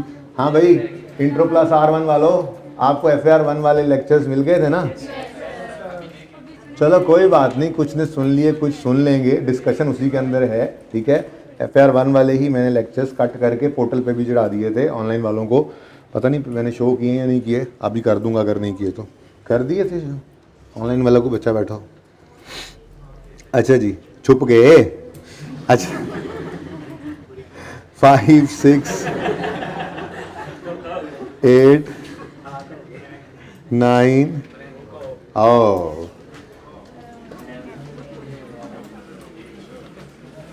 अच्छा जी, एक तो छोटा सा कॉन्सेप्ट है जिसको मैंने चेंज करना है, जो आप लोगों को पढ़ाया हुआ है। वो हम अब चेंज कर रहे हैं क्योंकि आई कैप ने भी अब चेंज करना शुरू किया है उसको इस दफ़ा से, ठीक है ना। उससे पहले बचपन से जैसे चीज़ पढ़ते आ रहे हैं, डिस्काउंट का एक कॉन्सेप्ट आपको पता है, ट्रेड डिस्काउंट नहीं, सेटलमेंट डिस्काउंट एक था, ठीक है। सेटलमेंट डिस्काउंट की entry in the books of seller, मैं रात को लिख के लाया हूं आपके लिए। मैं मिसाल के तौर पे, मिसाल भी तो ऊपर लिखे ना, इसको तो मिटा दें अब। ओह, जगह ज़रा मिल जाएगी ना। ये लेक्चर 116 नहीं था, ये लास्ट नॉर्मल क्लास, क्योंकि अच्छा लड़ाई पे जानी थी। नहीं सर, दरमियान वाले 15 फिर हमारे कहाँ हैं। अच्छा, लास्ट नॉर्मल क्लास है FR 1 वालों की 100 के बाद वाली, और इंट्रो प्लस R1 वालों की। मैं मानता हूँ 115 आखिरी नहीं था, उसमें तकरीबन 2 लेक्चर्स 500 रुपये की डिस्कशन बन रही है, तो कोई बात नहीं है, खैर है, मेहनत करनी है। आप लोगों ने ही इंट्रो प्लस R1 इकट्ठा रखा था, तो शुक्र करें कि सिर्फ 17 FR 1 वालों को मैंने कुछ एक्स्ट्रा भी पढ़ाया कि थोड़ा सा चलो यार इनके भी दिल लगा रहे, वरना ये शायद 96-97 पे रुक जाते। 2-3 लेक्चर इनके एक्स्ट्रा किसी ना किसी जगह पे, तो आप लोग वही 15 से 20 लेक्चर ही आ गए, कोई इतना नहीं है। वही फ़र्क जो बेसिक का पढ़ा था या जो बीच में आपने कुछ टॉपिक्स एक्स्ट्रा किए थे, तो ठीक, अल्लाह पाक ने आपको पहुंचा दिया। आज वो दिन आ गया कि आप इकट्ठे बैठे हुए, तो शुक्र करें अल्लाह का, अल्लाह का शुक्र करें। अच्छा जी, मैं मिसाल ये इस तरह से बनाई थी दिमाग के अंदर कि 200 रुपये की चीज़ हमने बेची उधार पे, ठीक है जी। तो एंट्री की हमने डेटर डेबिट सेल्स क्रेडिट 100 रुपये से, सॉरी 200, ठीक है। फिर हमने डेटर को कहा यार अगर जल्दी पैसे दे दोगे ना तो हम आपको 10 रुपये डिस्काउंट देंगे, परसेंट को छोड़ो, 10 रुपये डिस्काउंट देंगे, ठीक है। अब जब वो घर से निकला तो वो पैसे कितने लेकर निकला? 190। तो हमने एंट्री यही सीखी थी कि बैंक डेबिट 190 से, डेटर क्रेडिट पूरे 200 से होना है, ठीक है, और डिस्काउंट अलाउड एक्सपेंस को क्या कर दो? डेबिट। अब इससे होता क्या था? इससे होता यूं था कि इनकम स्टेटमेंट के अंदर सेल्स जो है वो 200 की नजर आती थी, और नीचे जाके एक्सपेंसेस में डिस्काउंट अलाउड एक्सपेंस नजर आ जाता था 10 का अलग से, ठीक है। अब IFRS 15 जो इस दफ़ा आपके पास से चला गया आगे, तो अब ICAP ने भी उसके अंदर इसी कॉन्सेप्ट को यूज़ किया है जो दुनिया के अंदर अब इस्तेमाल होने लग गया है। अकाउंटेंट्स अब ये कहते हैं कि यार ये काम करने की ज़रूरत नहीं है अब आपको, कि आप ऊपर सेल को ओवरस्टेट और फिर नीचे एक्सपेंस को अलग से लिखें। इस तरह से ना लोग मिसयूज़ कर रहे थे असल में इस चीज़ को, ठीक है। उन्हें ये पता है कि जिसको चीज़ बेच रहे हैं इसको 10 रुपये डिस्काउंट दे देना है हमने, उसने एक्सेप्ट भी कर लेना है और चीज़ें आ जानी है और डिस्काउंट अलाउड एक्सपेंस आना है। उन्हें नज़र भी आ रहा होता था ना, तो भी वो सेल 200 पे रिकॉर्ड कर लेते थे ताकि इनकम स्टेटमेंट में ऊपर ऊपर 200 की सेल नजर आए, नीचे एक्सपेंसेस में डिस्काउंट अलाउड एक्सपेंस भी आ जाता था। तो मिसयूज़ कर रहे थे लोग।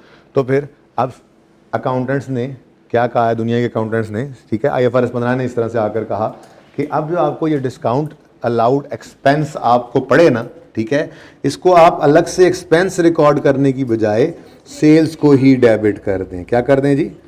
ये मुश्किल बात है या आसान है? बात आसान है, सिर्फ हजम नहीं होती ज़रा, क्योंकि हमने सीखा इसको इस तरह से होता है। तो ये मैंने FR 1 की क्लास में भी एंड में इसलिए नहीं की थी कि ज़रा एक बार इकट्ठे हो जाएंगे सारे बच्चे, ठीक है, तो सारे बच्चों को ये बात करना ज़रूरी थी, एंड पे इसलिए कर रहा हूँ, ठीक है ना। तो अब आज के बाद आपकी डिस्काउंट अलाउड एक्सपेंस की एंट्री क्या होगी? Sales debit. देखो सेल्स क्या है?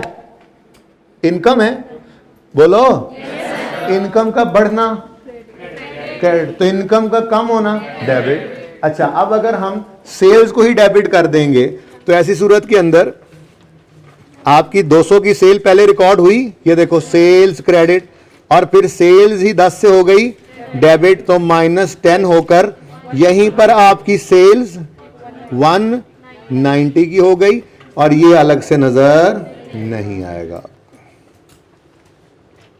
ठीक हो गया? सही है। Same is the case with, अब ये IFRS 15 में नहीं कवर्ड, वैसे ये IFRS 15 में कवर्ड नहीं है, क्योंकि IFRS 15 जो है ना वो रेवेन्यू का स्टैंडर्ड है और रेवेन्यू रिकॉर्ड करता है सेलर, ठीक है ना। लेकिन ICAP ने ना FAR 2 के अंदर जब IFRS 15 को भेजा है ना अब, तो उसने in the books of buyer भी इस डिस्काउंट की बात कर दी। असल में शायद वो ये अब चाह रहा है कि जो बच्चों को पहले से हमने गलत पढ़ाया होता है, यानी कि जाहिर है सारी दुनिया जैसे पढ़ती थी पहले, अब उसको चेंज करने की तरफ जाया जाए, ठीक है ना। तो फिर ICAP ने ये in the books of buyer की बात भी ऐसे ही कर दी। ये भी सेम है, इधर देखो, हमने चीजें खरीदी थी उधार पे, हमने एंट्री पास की थी, बोले बोले बोले, और ये याद है ना, परचेजेस डेबिट, क्रेडिटर क्रेडिट, 100 रुपए की मैंने एग्जम्पशन ली थी, ठीक है जी। और हमें कहा गया कि भाई साहब अगर जल्दी पैसे ले आओ तो 5 माफ कर देंगे। हम घर से लेकर कितने निकले, 95, बैंक 95 से क्रेडिट, क्रेडिटर 100 से डेबिट, और डिस्काउंट रिसीव्ड इनकम 5 से करते थे क्रेडिट, ठीक है। तो यहां पे भी अब स्टैंडर्ड ने कहा कि जैसे वहां पे डिस्काउंट अलाउड एक्सपेंस को सेल्स को डेबिट कर दिया था ना, तो इसको भी अलग इनकम रिकॉर्ड करने की बजाय जो परचेज वाला एक्सपेंस है ना उसी को नेट कर दो, कम कर दो। इनकम रिकॉर्ड करना या एक्सपेंस को कम, इधर देखो, एक्सपेंस रिकॉर्ड करना या इनकम को कम करना एक ही बात है। ऐसे ही यहां पर इनकम रिकॉर्ड करना या एक्सपेंस को क्रेडिट कम कर लेना सेम ही बात है, ठीक है। तो फिर परचेजेस को हम क्रेडिट कर लिया करेंगे अब आज के बाद, ठीक है जी, ओके। फर्क कोई नहीं पड़ता, नेट में तो आंसर प्रॉफिट के ऊपर सेम इंपैक्ट है ना, परचेजेस, ये याद रहेगी बात, ठीक है। तो इसको एज इट इज जल्दी से नोट कर लो, ऊपर वाली एंट्रीज नोट करने की जरूरत नहीं है, बहरहाल करना चाहो तो कर लो बेशक। ये नेट ही कर देते हैं हम, सेल्स को ही नेट कर गए, 200 माइनस 10 इधर हम परचेज को ही नेट कर देते हैं, 100 माइनस 50, ठीक है।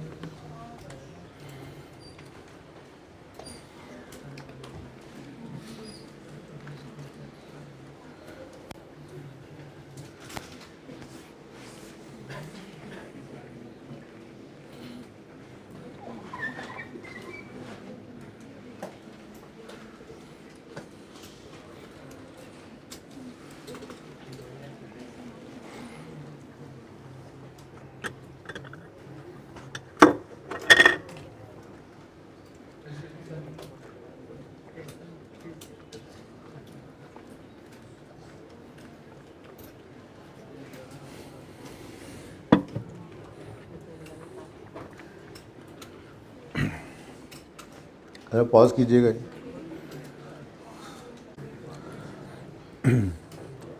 ठीक है जी, अच्छा जी, अब एक छोटा सा कॉन्सेप्ट है, ठीक है, वो काम का बहुत है, इसलिए वो पहले बात कर लेते हैं, इंशाल्लाह उससे बहुत फ़ायदा हो जाएगा इन फ्यूचर आपको रेशोज़ की कैलकुलेशन में इंक्रीज डिक्रीज समझने में, ठीक है ना।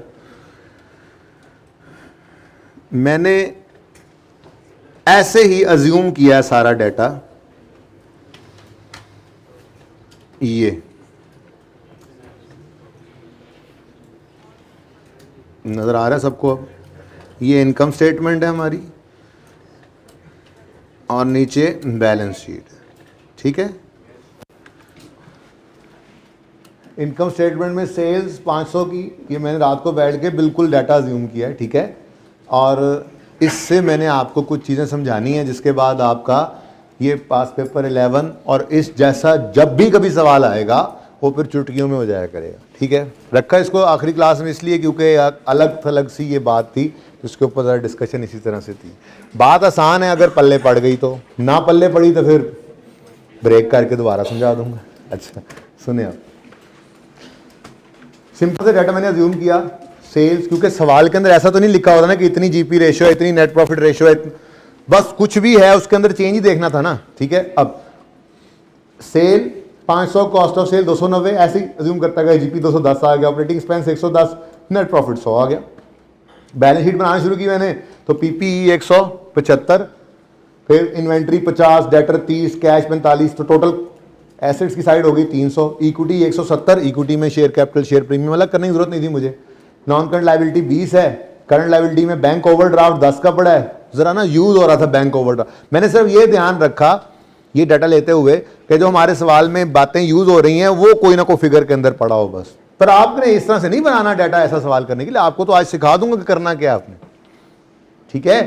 अच्छा, क्रेडिटर 100 और ये हमारी बैलेंस शीट है। सबको एंड तक नजर आ रहा है पूरा सवाल? हमारा सवाल इधर इधर है, ठीक है। आमिर भाई एंड तक नजर आ रहा है ना? ओके, कोई नहीं, जो डाटा उठाऊंगा वो यूज करूंगा, वो दिखा दूंगा, ठीक है। अब ये 6 रेशियोज ने देख लें जरा सवाल के अंदर। ये 6 रेशियोज की बात की है उसने पास पेपर 11 में।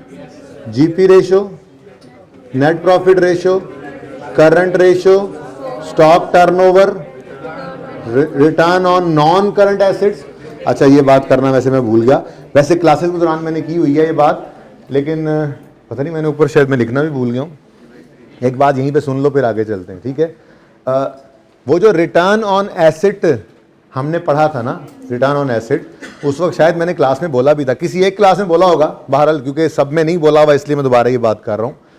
रिटर्न ऑन एसेट्स में हम PBIT over average total asset भी कर सकते हैं, PBIT over average non current assets भी कर सकते हैं, यानी सिर्फ टोटल एसेट पे सिर्फ नॉन करंट एसेट्स भी लिए जा सकते हैं। कौन सा कब लेंगे?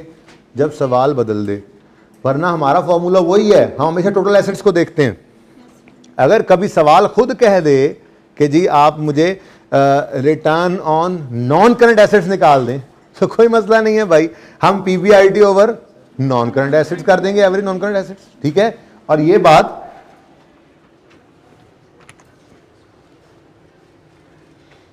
मैंने आपको दिखाई नहीं है, अभी मैं 1 मिनट में आपको दिखा देता हूँ। वो जहाँ पे हमारे पहले सवाल की इंटरप्रिटेशन वगैरह चल रही हैं, फार्मूलाज वगैरह लिखे होते हैं, कौन सा सफ़ा है पता नहीं, अब बहरहाल आई एम गोइंग, इंशाल्लाह मिल जाएगा। ये यहीं कहीं होगा, 660 लें जी।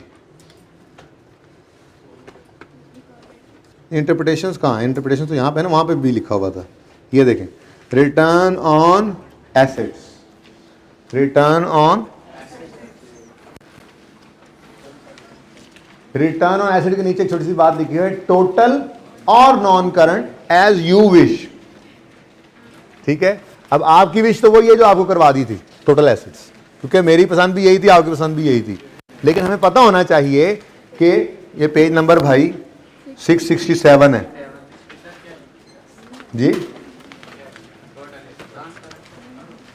रिटर्न ऑन एसेट्स नंबर 3 पे 667 पे बुक्स में मिल गए, सबको मिल गए। अच्छा देखो, मैं ये कह रहा हूं, देखो लिखा हुआ है रिटर्न ऑन एसेट के नीचे लिखा हुआ है टोटल और non current as you wish, मिल गया सबको? पेज नंबर 667 पॉइंट नंबर 3 है सब इधर ही?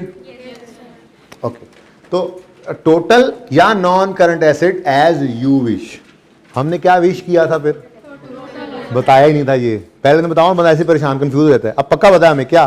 PBIT over average total assets, लेकिन ये पता लग गया कि PBIT over average non current assets, सिर्फ नॉन करंट एसेट्स के भी हम ये रेशियो निकाल सकते हैं, लेकिन वो कब निकालेंगे? जब सवाल स्पेसिफिकली कहेगा, वरना हम हमेशा एवरेज टोटल एसेट्स ही लिया करेंगे, ठीक है। ये बात समझ आई? अच्छा, अब हमारे सवाल के अंदर, सवाल में उसने रिटर्न ऑन, वापस आ जाए अपने सवाल पे,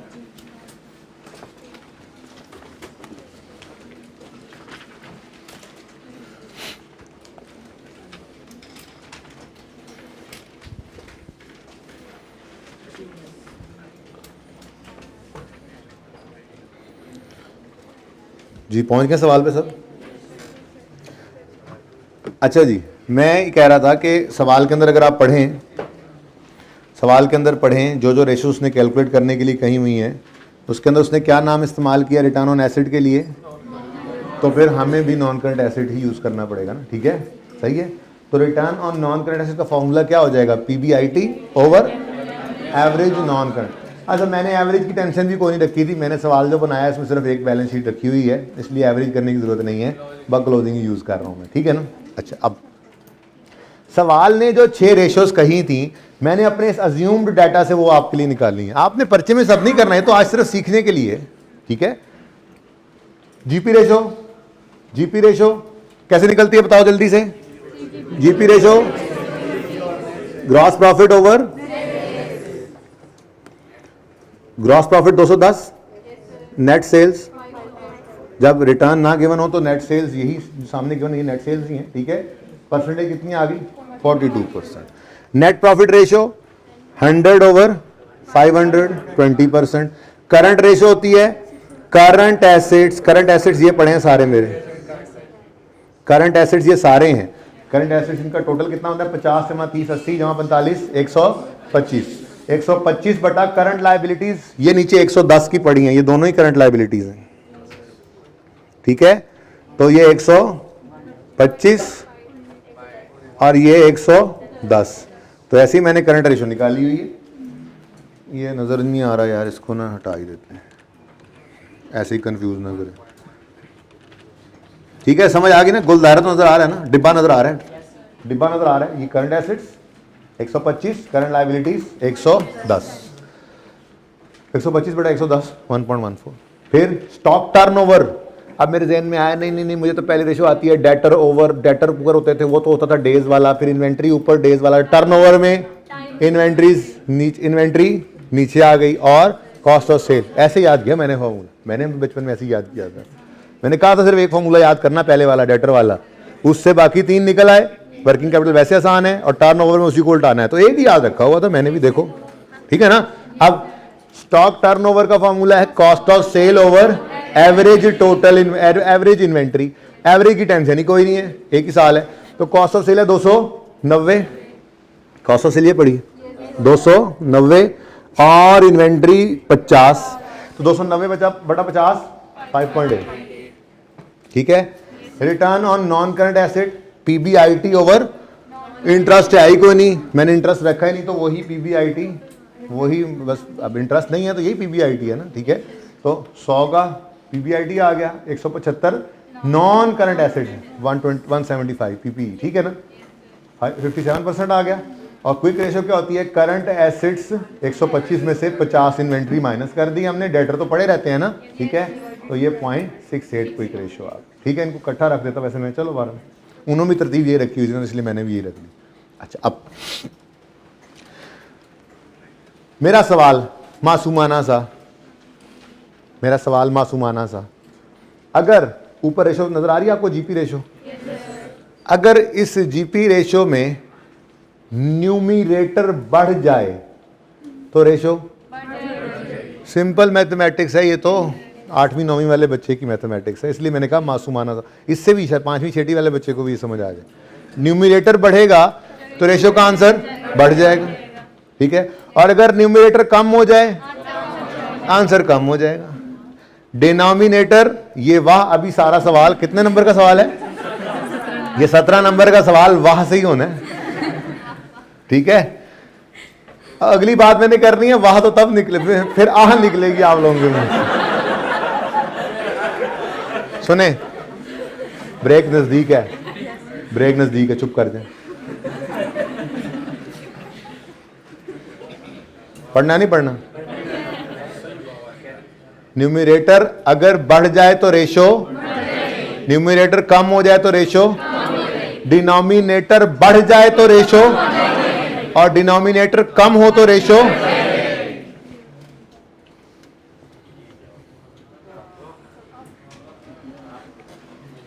बाद में लिखना, अभी सिर्फ देखो। न्यूमिरेटर अगर कम हो तो रेशो कम होती है, न्यूमिरेटर बढ़े तो रेशो, यानी डायरेक्ट रिलेशन हो गया। डिनोमिनेटर बढ़े तो रेशो, डिनोमिनेटर कम हो तो रेशो। अब कभी ऐसा भी होता है न्यूमिरेटर और डिनोमिनेटर में दोनों में चेंज आ रहा है, अगर तो वो चेंज डिफरेंट है तो फिर तो यही उसूल लग जाएगा। जैसे न्यूमिरेटर में चेंज कम है और डिनोमिनेटर में ज्यादा, तो हम यूं ही कहेंगे ना डिनोमिनेटर बढ़ रहा है, और न्यूमिरेटर में चेंज ज्यादा है डिनोमिनेटर में कम है, तो हम यूं ही कहेंगे ना न्यूमिरेटर बढ़ रहा है। इसका नहीं बात समझ आई, कुछ किसी एक को तो समझ नहीं आई होगी, जिसका ध्यान थोड़ा सा वॉन्डर कर रहा होगा। आगे समझिए बात। अब फिर सुनो, जरा ध्यान से बैठो, ध्यान से। मैंने ये कहा, ये तो समझ आता है। अच्छा, कभी ऐसा भी तो हो सकता है कि कि एस्केप दबाना पड़े, कभी ऐसा भी हो सकता है, ठीक है। न्यूमिनेटर में पड़ा था 50, डिनोमिनेटर में पड़ा है 70, दोनों पे मैंने कहा अगर न्यूमिनेटर बढ़ जाए तो रेशो बढ़ जाएगी, न्यूमिनेटर कम हो तो रेशो कम हो, डिनोमिनेटर बढ़ जाए तो रेशो कम हो, उलट हो गया ना, डिनोमिनेटर कम हो तो, ये तो बात समझ आती है, ठीक है ना। अच्छा, इससे भी आधे से ज़्यादा आंसर तो निकल आने थे। एनीवेज, मुश्किल बात की तरफ जाते हैं अब, थोड़ी सी मुश्किल, एक स्टेप आगे। मैं कहता हूँ दोनों में ही चेंज आ गया, न्यूमिनेटर भी बदला, डिनोमिनेटर भी बदला, ठीक है, लेकिन डिफरेंट अमाउंट से बदला, फिर भी टेंशन कोई नहीं है। क्यों? मिसाल के तौर मैं कहता हूं जी न्यूमिनेटर 20 से बढ़ा, डिनोमिनेटर 30 से बढ़ा, अल्टीमेटली डिनोमिनेटर ही बढ़ा है ना, तो उसूल वही चला गया, ठीक है। या इसके उलट सोच लें, न्यूमिनेटर 30 से बढ़ा, डिनोमिनेटर 20 से बढ़ा, तो अल्टीमेटली हम कहेंगे ना 10 से न्यूमिनेटर, तो ये अगर डिफरेंट होंगे फिर भी टेंशन कोई नहीं है, फिर भी यही वाला रूल लग जाता है, जो चीज ज्यादा बढ़ रही है कम हो रही है वही वाला असूल लग जाएगा। कोई मसला? आधे से ज्यादा सवाल इससे आंसर हो जाना था, लेकिन अब मैं मुश्किल वाली बात करने लगा हूं।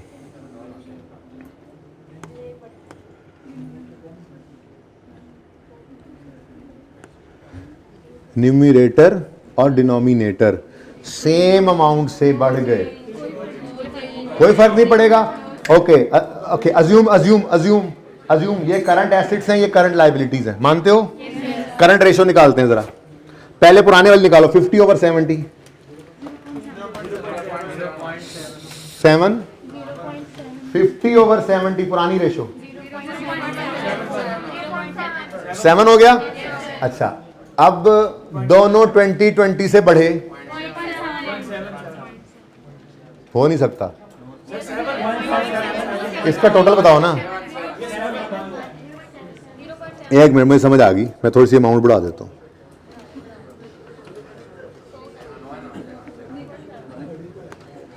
आप लोग करीब करीब आ रहे हैं, लेकिन मुझे अब एग्जैक्ट 2 डेसिमल तक बताना है, ठीक है ना।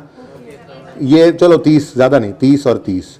अच्छा मुझे बताओ 50/70 कितना था? मैं उधर एक बात बताऊं, मैं यहां हाथ रख रहा था जरा, आप यहां जी 50 और ब्रेक करते हैं जी।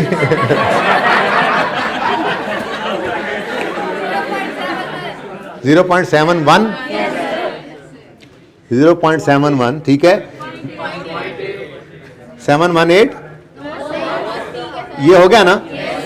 ये सिर्फ इसका था पुरानी रेशो। अब हमने कहा न्यूमिनेटर भी बढ़ा, सुन लो, बीच में लुकमा दिया करो, न्यूमिनेटर भी बढ़ा, डिनोमिनेटर भी बढ़ा, लेकिन सेम हो, डिफरेंट से बढ़ते तो फिर तो यही उसूल लग जाता, सेम अमाउंट से बढ़ गए, रेशो 0.8 हो गई, मतलब रेशो इंक्रीज हुई है।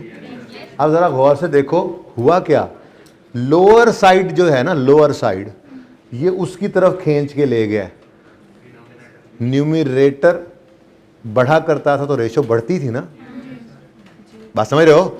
न्यूमिनेटर बढ़ा करता था तो रेशो बढ़ती थी ना, दोनों सेम से बढ़े तो ये उसी तरफ खिंच गया। प्रूफ करते हैं इसके अलावा, कोई और एग्जांपल लेते हैं। हम कहते हैं जी 100 ओवर लेट्स से 80 था, करंट रेशो बताओ, करंट रेशो 1.25 है। अच्छा, अब सेम डाटा मैं नहीं रख रहा, ठीक है ना। अच्छा, अब फिर अमाउंट बढ़ाते हैं, 30 से ही बढ़ा देते हैं, चलो दोनों तरफ, +30 +30 1.1 कम हो गया। ये अजीब बात नहीं है, ये अजीब बात नहीं, देखो और 30 है यार, ये ले, ये देखो, ये थोड़ी अजीब सी बात नहीं है।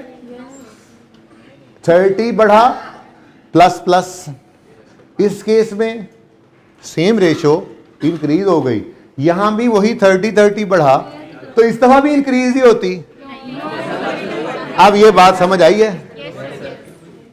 अगर न्यूमिनेटर कम है और वो बढ़े तो रेशो बढ़ती है ना, ये असूल उस तरफ खींच के ले गया इसको, वो असूल इस तरफ खींच के ले जाएंगे कि सेम अमाउंट से भी हो ना तो फ्रैक्शन में जो लोअर साइड है ना उसको बढ़ाने वाला रूल लगा दो। फिर समझो एक बार, ये बस यही बात, ये सबसे मुश्किल बात है, वरना आधे से ज्यादा सवाल तो वैसे ही हो जाना था उन सिंपल 4 असूलों से। मैंने कहा ये भी रिक्शे में ऊंट बिठा ही दूं, ठीक है, मुश्किल था, तो ये पॉइंट समझाना मुश्किल था, रिक्शे को मुंह में बिठाना और ये पॉइंट समझाना एक जैसी बात थी, ठीक है ना। बहरहाल ये मैं इसलिए कर रहा हूँ कि आपकी जान छूट जाए, वरना आपको हर मौके पे कैलकुलेशन करनी पड़ेगी, एमसीक्यूज में कैलकुलेशन करनी पड़ेगी। ये वाली की हुई मेहनत आपको बहुत ज्यादा काम आती रहेगी अगर इंक्रीज डिक्रीज आ जाता है तो। इसलिए बड़े ध्यान से, पहले सिंपल वाली बात, न्यूमरेटर बढ़े तो न्यूमरेटर कम हो तो रेशो कम होगी, डिनोमिनेटर बढ़े तो रेशो कम हो जाएगी, और डिनोमिनेटर कम हो तो रेशो। अब अगर न्यूमरेटर और डिनोमिनेटर दोनों में चेंज है लेकिन डिफरेंट है तो भी वही उसूल, जिस तरफ ज्यादा होगा वो सुकून से लगा लेंगे। मसला आएगा इधर, जैसे मैंने पहली बार लिखा सेम अमाउंट से, तो सब बच्चों ने क्या कहा, नो चेंज। जब चेक किया तो चेंज तो आ रहा था, ठीक है ना।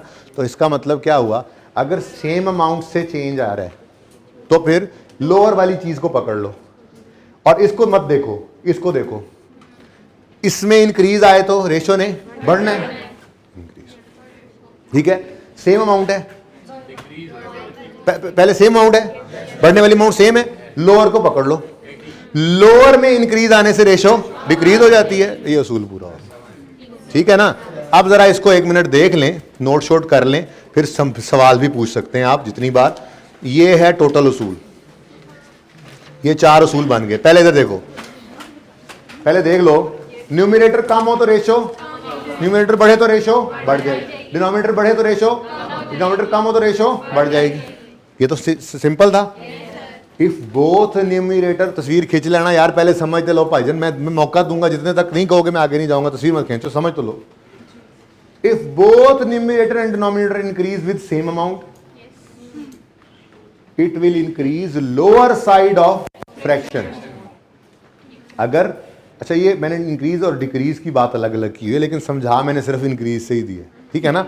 अब हमने चूंकि ये इंक्रीज वाला समझा है, ठीक है ना, तो जरा इसी को, ये नंबर 3 अप्लाई हो गया, इधर भी और इधर भी चेक करो। If both numerator and denominator increase, हमने इंक्रीज वाला लिया था ना एग्जाम्पल में, ठीक है, it will with same amount it will increase lower side of fraction more. यूं मैंने आसान करके लिखा, मुझे और मोर प्रोपोर्शनेटली लिख लें या मोर काफी है, समझ आ रही है, ठीक है। मतलब दोनों सेम से इंक्रीज हुए तो जो लोअर साइड है उसको ज्यादा बढ़ा दे, तो इसको भूल जाओ, तो यूं बस ऊपर वाले देखो, न्यूमरेटर बढ़ रहा है तो रेशियो बढ़ जाएगी। और अगर दोनों का इंक्रीज सेम था, ठीक है, तो किसको, लोअर को उसने, इधर लोअर कौन सा था, डिनोमिनेटर, इसको भूल जाओ, डिनोमिनेटर का बढ़ना, रेशियो को डायरेक्ट लिख लिया हमने, ठीक है। क्या समझ आ गई। डिक्रीज के लिए रूल बनाऊं या काम समझ आ गए, समझ आ गया। नहीं डिक्रीज को भी कर लेते, अच्छा समझ आ जाएगा, डिक्रीज को भी कर लेते, 1 मिनट ही तो लगना है, 1 मिनट ही तो लगना है। हमारी करंट रेशियो ही, चलो कोई एक रेशियो चल रही थी, करंट रेशियो है जी 50 डिवाइडेड बाय 120, कितनी है जी, 0.42। अच्छा अब हमने डिक्रीज करना है, अच्छा -20 अच्छा कैलकुलेट ना करो प्लीज प्लीज, एक मिनट कैलकुलेट ना करो, पहले उसूल बनाते हैं ना, जो बनाया उसूल को अब आजमा लेते हैं ताकि पता तो लगे फायदा क्या हो रहा है हमें, ठीक है जी। लोअर साइड है ऊपर, इसको छुपा ले। न्यूमरेटर कम हो तो रेशो, न्यूमरेटर कम हो तो रेशो ने कम होना है। अब चेक करो 0.3 हो गया ना, सही है। अच्छा अब दूसरी एग्जांपल बनाते हैं। हमारे करंट एसेट्स हैं लेट्स से 125, करंट लायबिलिटीज हैं हमारी लेट्स से 55, ऐसे ही अज्यूम किया मैंने, ठीक है। तो बताओ जी करंट रेशो 2.27 था, अब डिक्रीज करना है, ऐसे ही मैंने 25 डिक्रीज कर दिया, इधर से भी और इधर से भी। अभी अभी कैलकुलेट नहीं करना, अभी छुपा लो लोअर साइड, ये है ना, छुपा लो इसको। डिनोमिनेटर क्या हो रहा है, कम, डिनोमिनेटर क्या हो रहा है, कम, तो रेशो बढ़ेगी। अब चेक करो जरा, 120 डिवाइडेड बाय 30 बन रहा है कितना, 3. अब बात समझ आ गई होगी, ठीक है। तो अब इसको तस्वीर बनानी है, तस्वीर बना लो, नोट करना है तो नोट कर लो। लेकिन मैं तो ये कहता हूं एक काम कर लेते हैं, पहले ना ये सवाल पे अप्लाई कर लेते हैं, इसको पूरा सवाल एक बार कर लूं, उसके बाद मैं ब्रेक करके इसको छोड़ दूंगा, जो नोट करना चाहे वो नोट भी कर लेगा। क्या ख्याल है, ये दे दूंगा, ठीक है ना, कहीं नहीं जाता, ये आपके लिए लिखा है, ये मैं आपके लिए लिख के लाया हूँ, मुझे कोई जरूरत नहीं थी लिखने की, आपके लिए लिख के लाया हूँ प्लीज़, इसलिए ज़रा आप चलते हैं आगे। समझ आया है? या ज़रा साथ हो जाओ, उठो उधर से, तुम उठो उधर से, हाँ इधर आ गया, पहली रो में आओ और साथ हो जाओ, यहाँ से नज़र आ रहा है ना क्लियर, एक बच्चा दे, दूसरी रो वाले साथ हो जाओ, तुम भी उठो वहाँ से, जल्दी से दूसरी रो में आओ, दूसरी रो वालों 2 बच्चे बिठाने हैं तुम लोगों ने, शाबाश, हिम्मत करो थोड़ी सी, तुम भी आ जाओ, सॉरी आप भी आ जाएं, 2 बिठाने में तुसी नाल नाल ना हो जाओ, कहना परे परे हो जाओ बेटा, नहीं दूसरी रो में चलो, जज़ाकल्लाह यार, जीते रहो, खुश रहो, बात रहो। ये बहुत तंग हो रहे थे पीछे, ये बहुत ही तंग हो रहे थे, इनकी दुआएं भी लगेंगी तुम्हें। अब अगला टारगेट है तुम्हारा, तुम सही है वैसे, तुम अच्छी जगह पे, तुम मेरे वाली सीट पे बैठे हो, नजर नहीं आया, करते हैं तुम्हारा भी नहीं, मैं बताइए बता रहा हूँ, मैं सारी जिंदगी ऐसी सीट पे बैठता हूँ, आखिर मुझे सही नजर आता था। जब कोई बच्चा कहता था ना क्लास में से नजर नहीं आ रहा, तो मेरे उस्ताद एक अभी भी हैं, अल्लाह उनकी उम्र बरकत है, वो कहते थे कि या तो मौलवी साहब के अखां का इलाज कराइए, तो या फिर ਤੁਹਾਡੀਆਂ ਦਾ करा लीजिए। मैं उनसे पीछे बैठ के सही देख रहा होता था ना। अच्छा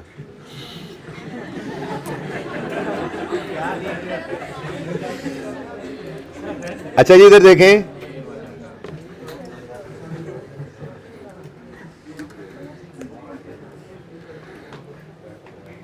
पता है मुझे टाइम्स में आता है, यहाँ पे मैंने आंसर लिखना है, इसलिए ज़रा इसको मिटा देते हैं और return on non current assets ऐसे लिख लेते हैं, ठीक है। अच्छा जी, अब ये सवाल ज़बानी करके देखते हैं, जहाँ पे समझ ना आए ना वहाँ पे बेशक अप्लाई कर, जहाँ पे ना कुछ चीज़ अगर कैलकुलेशन कॉम्प्लेक्स लगे ना, वहाँ पे ये डाटा अज्यूम किया हुआ है ना, ऐसा कोई डाटा पर्चे में अज्यूम करके 2-4 फिगर्स ही होती हैं ना, कर भी सकते हैं, लेकिन जो मुश्किल लगे उसकी केस में, ठीक है ना। अच्छा अब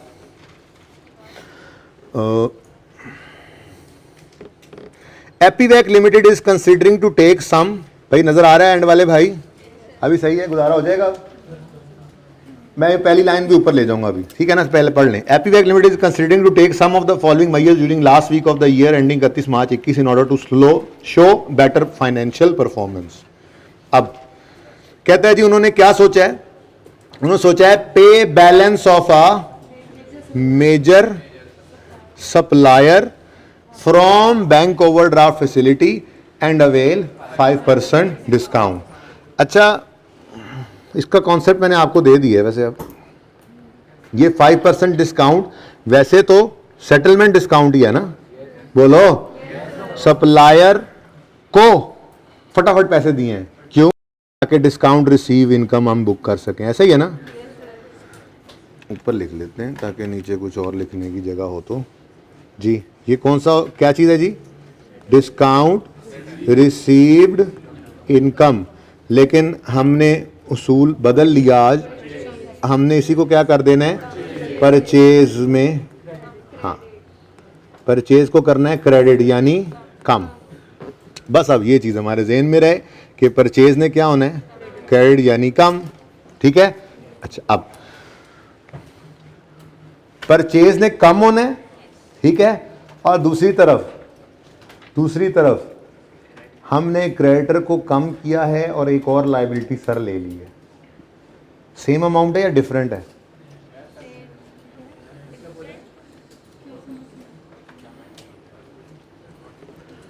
ये यहां से समझो, ये बैंक ओवरड्राफ्ट था, ये क्रेडिटर था। मिसाल के तौर पे मैंने कहा जी कि बैंक से लोन लेता हूं और क्रेडिटर को पे कर देता हूं, क्रेडिटर 100 से कम हुआ, बोलो बैंक से कितने पैसे लिए, 100 नहीं ना लिए, यही तो बात समझाना चाह रहा था। अगर 10% वैसे ही 10% 5% है, अच्छा 95 कर देता हूँ यार, कोई बात नहीं थी यार, माफ कर देते यार, ये बात समझ आई अब। उसने क्या कहा, उसने कहा हमने बैंक ओवरड्राफ्ट लिया है पे करने के लिए क्रेडिटर को, ताकि 5% डिस्काउंट मिले। मतलब 100 की लायबिलिटी थी, 95 रुपए जाकर पे करने थे ना, तो वो कैश से निकाले नहीं हमने, बल्कि बैंक से उधार ले लिया। तो एक लायबिलिटी कम हुई, दूसरी बढ़ गई, लेकिन जो लायबिलिटी बढ़ी वो बैंक से 95 लिया, जाकर उसको पकड़ा दी, उसे कहा तुमने 5 तुम्हें माफ कर दिया, और 100 से हमारी लायबिलिटी खत्म हो गई। तो ये मैं कहना चाह रहा था कि करंट लायबिलिटी में नेट में 5 रुपए की कमी है। 100 से कम हुई, 95 से बढ़ी, तो नेट में 5 से। अच्छा, अब करंट रेशो हो या क्विक रेशो हो, डिनोमिनेटर में क्या पड़ता है?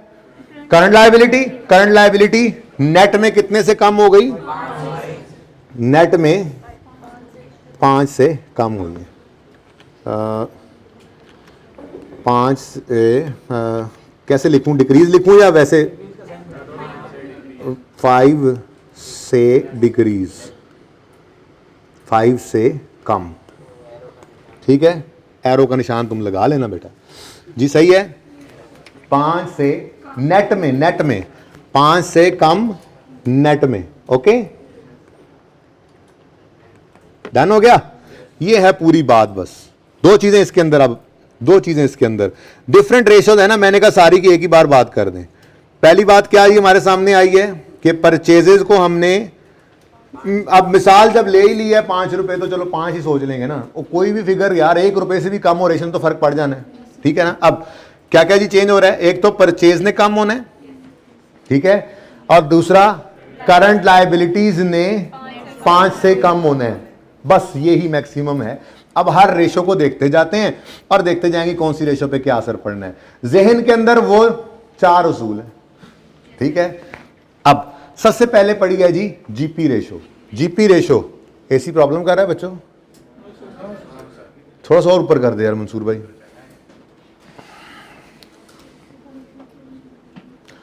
सुनो सुनो सुनो बड़े ध्यान से, ये देखो वो सारी मेहनत का समरा मिलने का वक्त आ गया। ठीक है, सुने, ग्रॉस प्रॉफिट रेशो होती है जीपी ओवर सेल।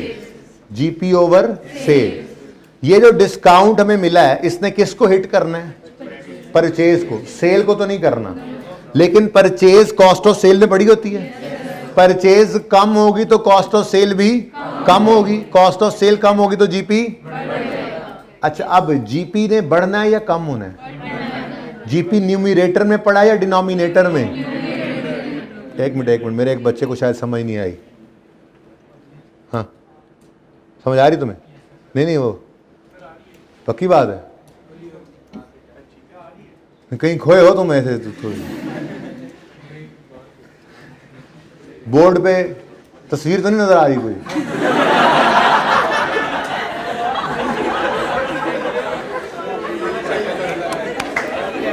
सुनो बात, सुनो, सवाल हो गया है, सवाल को दोबारा डिस्कस कर लूंगा, लेकिन अभी जरा हिम्मत करके सिर्फ 5 से 7 मिनट दे दो। ठीक है, मुझे ये बताओ कि ये सामने रखता हूं मैं, परचेज ने कम होना है तो परचेज कहां पड़ी होती है? Cost of sale. परचेज कम होगी तो मतलब कॉस्ट ऑफ सेल भी, कॉस्ट ऑफ सेल कम होगी तो जीपी। जीपी रेशो में जीपी न्यूमरेटर है कि डिनोमिनेटर? न्यूमरेटर बढ़ रहा है कि कम हो रहा है? न्यूमरेटर बढ़ेगा तो रेशो, कम वाला तो कोई नहीं था आसपास, सुन लो किसी ने कहा हो तो मुझे जरा निकाल के बाहर। और चल जा भाई, ये भी थक गया। इंक्रीज, ठीक है। अगली बात, अब जीपी रेशो बढ़ी है तो नेट प्रॉफिट भी बढ़ेगा ना। नेट प्रॉफिट रेशो में न्यूमरेटर है, सेल्स पे तो कोई असर पड़ा नहीं है। ठीक है, तो न्यूमरेटर बढ़ा तो इंक्रीज। नहीं समझ आई तो बंदा मानना, ड्रामे ना कर। नेक्स्ट करंट रेशो में करंट एसेट्स पे कोई असर पड़ा है? हमने कैश से पेमेंट ही नहीं की, हमने तो बैंक से पैसे लिए और पे कर दिए, और वहां कहानी समझ आया हूं कि 100 की लायबिलिटी पे कर दी, लेकिन नई लायबिलिटी 95 की पड़ी, तो नेट में करंट लायबिलिटीज कम। करंट रेशो के अंदर current asset over current liability होती है, करंट लायबिलिटी डिनोमिनेटर में है। अच्छा, अब एक बात सुनो, एक तरीका ये है कि हर रेशो पे बैठ के डाटा ज्यूम करो और डाटा ज्यूम करके ये आंसर निकालो। आंसर घर पे बेशक निकाल लेना, यही निकलेंगे, ठीक है ना। आप कैलकुलेट करके देख लो, आप कैलकुलेट करोगे, आप कहोगे जी current asset over current liability जो थी वो 100 कितना था, 125 बटा 110 था, ठीक है ना। अब वो 125 के 125 ही पड़ा है, और ये कितना हो गया 100, ये 100 तो पहले से था ना, 10 तो पहले से था ना, तो ये 105 हो गया, ठीक है ना। तो 125 डिवाइड बाय 110 था, वो 125 डिवाइड बाय 105 हो गया, तो आंसर वही आएगा जो अभी हम डिसाइड कर रहे हैं। तो ये टाइम बचा रहा हूं आप लोगों का, ये जो सूल लिखाया है ये आपका टाइम कई एमसीक्यूज में बच जाएगा। एमसीक्यूज के अंदर भी इसी तरह से होता है, डाटा ज्यूम करने की बजाय आप डायरेक्ट ये न्यूमरेटर डिनोमिनेटर वाला रूल लगाएंगे।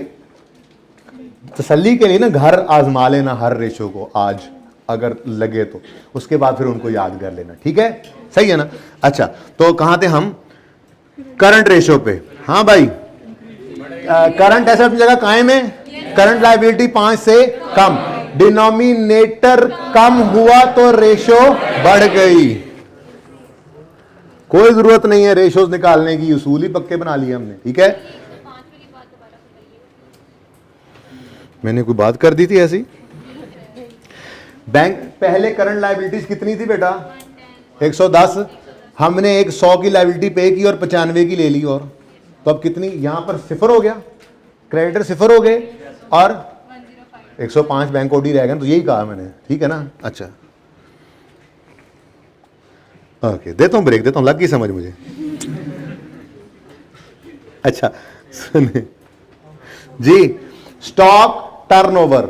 अच्छा देखो देखो, स्टॉक टर्नओवर में दो कौन कौन सी चीजें थी, नहीं बच सके। स्टॉक पे तो कोई असर नहीं है इसका, लेकिन कॉस्ट ऑफ सेल पे तो है। अब जरा ध्यान से सोचना है, ध्यान से, परचेज कम हुई है तो कॉस्ट ऑफ सेल कम हुई है, जीपी बढ़ा था, ठीक है ना, यहां पे कॉस्ट ऑफ सेल पड़ी है इस रेशो में, ठीक है। तो भाई देखो, स्टॉक टर्नओवर की क्या क्या फॉर्मूला लिखा हुआ है, cost of sale over stock. अब परचेजेस बढ़ी हैं कम हुई हैं, क्रेडिट कम हुई है, परचेज कम हुई है तो कॉस्ट ऑफ सेल भी कम हुई। कॉस्ट ऑफ सेल कहां पड़ी है इस रेशो में, न्यूमरेटर अगर कम होगा तो रेशो भी कम होगी। आजमाना है तो आजमा लो, चेक करो 5 रुपए अज्यूम किया ना हमने, 5 रुपए डिस्काउंट, ठीक है, तो 285 बटा 50 करो, कर लो, आजमा लो। हाँ कम हो गई ना, अब कौन आजमाने के ऊपर टाइम लगाए भाई, चेक कर लो। 5 रुपए से ही कॉस्ट ऑफ सेल ने कम होना है ना, तो 5 से कम करो, 290 पे 285 हो जाएगी, 285 बटा 50 करोगे तो ये रेशो, तो कौन आजमाए भाई, बस पता लग गया। न्यूमरेटर क्या हो रहा है, कम, न्यूमरेटर कम हो रहा है तो रेशो भी कोई कम नहीं, दोनों decrease. Return on non current asset नहीं बच पाए इससे भी, क्यों, क्योंकि प्रॉफिट हिट हुआ पड़ा है, ठीक है ना। पीबीआईटी ओवर एसेट्स है, अब पीबीआईटी बढ़ रहा है कम हो रहा है, बढ़ रहा है, न्यूमरेटर बढ़ रहा है तो रेशो बढ़ेगी। कितनी जल्दी हो जाएगा ये सवाल, ये तो सोचा भी नहीं था। ये आखिरी दिन क्यों सवाल कर, बिल्ली को दरख्त पे चढ़ना आखिरी दिन सिखाया, पहले से सिखाया तो आप लोग आ जाते, ठीक है। तो इस तरह के काम हैं आज और कल, तो करोगे छुट्टी कल।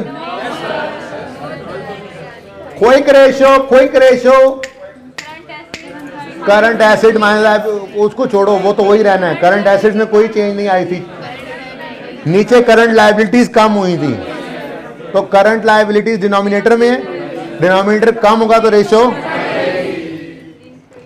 आजमाना हो तो आजमा लेना, ठीक है। अगला पॉइंट 2,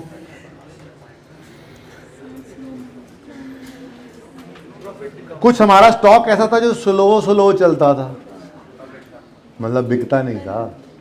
स्लो मूविंग स्टॉक का मतलब क्या होता है, स्लो चलता है हमारे साथ। हम गए दुकान पे तो कुछ स्टॉक ऐसा आहिस्ता चल रहा है, बीमार स्टॉक है, स्लो मूविंग का मतलब है कि वो बिकता, कम बिकता है या बहुत देर से बिकता है। तो हमने कहा यार इससे जान जुड़ाओ, नया स्टॉक लें, जगह भी खाली करें, पैसे भी फंसे हुए हैं, तो जितनी कॉस्ट थी नो प्रॉफिट नो लॉस पे बेच दिया हमने, ठीक है ना, जितने का खरीदा था उतने का बेच दिया। स्लो मूविंग स्टॉक बेचने का सोच रहे हैं, ऐसी बात है, वो सोच रहे हैं कि ये काम करने हैं, ठीक है ना। तो फिर हमसे पूछ रहे थे कि क्या क्या होना है, तो हम बता रहे हैं अब क्या क्या होना है, ठीक है जी। Sell slow moving stock item at a price equal to cost. मिसाल के तौर पे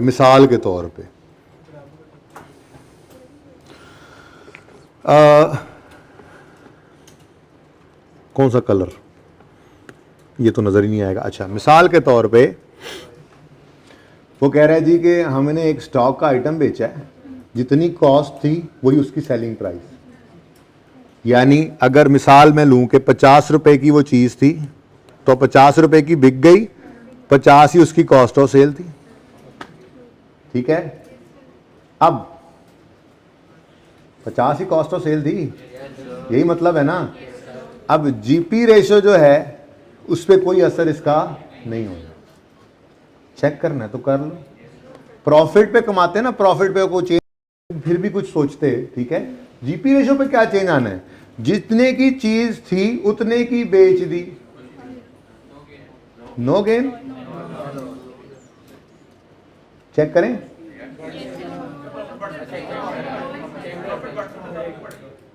प्रॉफिट नहीं बढ़ेगा, ये चीज जीपी रेशो में चेंज नहीं आ रहा, जीपी में चेंज नहीं आ रहा, लेकिन जीपी रेशो तो बदल रही है ना। सेल की अमाउंट तो बढ़ गई। आजमा के देख लेते हैं यार, परेशान क्यों होते हो। ये अभी निकाला ना हमने 210/500, ठीक है। अब जरा आंसर बताओ क्या हो जाएगा। 550 में से 290 जमा 50 निकालो, 290 में 50 जमा करो, कितना बनता है? 340। 340 तो बताओ ना बेटा, 290 जमा 50 कितना होता है? 550 में से 340 माइनस करें, 210। अब जीपी सेम रहा, लेकिन जीपी ने जब सेल से डिवाइड होना है तो सेल बढ़ चुकी है। जीपी रेशो क्यों सेम, जीपी क्यों सेम रहा? जितना इधर ऐड हुआ उतना इधर ऐड हुआ, तो जीपी पे कोई फर्क नहीं पड़ा। ये बात समझ आई? तो मसला ये है कि जीपी ओवर सेल जब करना है तो सेल तो 550 हो गई है, ठीक है ना। तो इसका मतलब सेल क्या हो गई? 210/, ठीक है। ये मैंने वैसे समझा दिया क्योंकि आपको ना, आपको वैसे समझ नहीं आ रही थी। अब अपने उसूल पे चलते हैं, अपने उसूल पे चलते हैं। जीपी रेशो में जीपी ओवर सेल होती है, जीपी पे कोई चेंज नहीं आना, क्योंकि जितनी सेल थी उतनी कॉस्ट थी। ग्रॉस प्रॉफिट जितना एक प्लस में हुआ ऐड, उतना माइनस वाले में हो गया ऐड, तो जीपी पे कोई फर्क नहीं पड़ा। मतलब न्यूमरेटर सेम रहा, लेकिन सेल तो बढ़ गई, डिनोमिनेटर बढ़ गया। डिनोमिनेटर बढ़े तो रेशो कम होती है। तो कहीं फंस जाओ तो ऐसे ज्यूम करके फिगर भी चल सकते हो, लेकिन उसूल फिर भी बचा सकता था आपको, थोड़ा सा सोच लेते तो, ठीक है। चलो, अब मेरे ख्याल में थक गए हैं बच्चे, तो नहीं थके?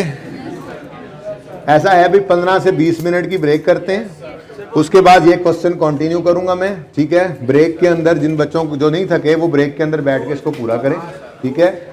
और जो थक गए हैं वो वापस आएं और फिर हमारे साथ मिलके पूरा करें इसको, ठीक है।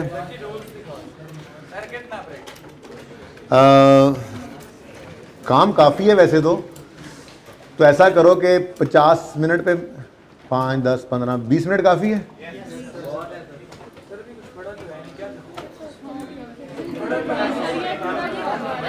ये सवाल बच्चे कह रहे हैं पूरा करवा के ब्रेक करें। ओके जी, प्लीज प्लीज प्लीज। जॉन भी था, मेरे दिल की बात कह गया। जॉन था, 3-4 बच्चे थे, ठीक है ना। अच्छा ना यार, इसे जान, रेशो एक साइड पे लग जाएगा, फिर आगे कुछ और भी करना है, ऐसा तो 3 दिन लगे रहेंगे हम।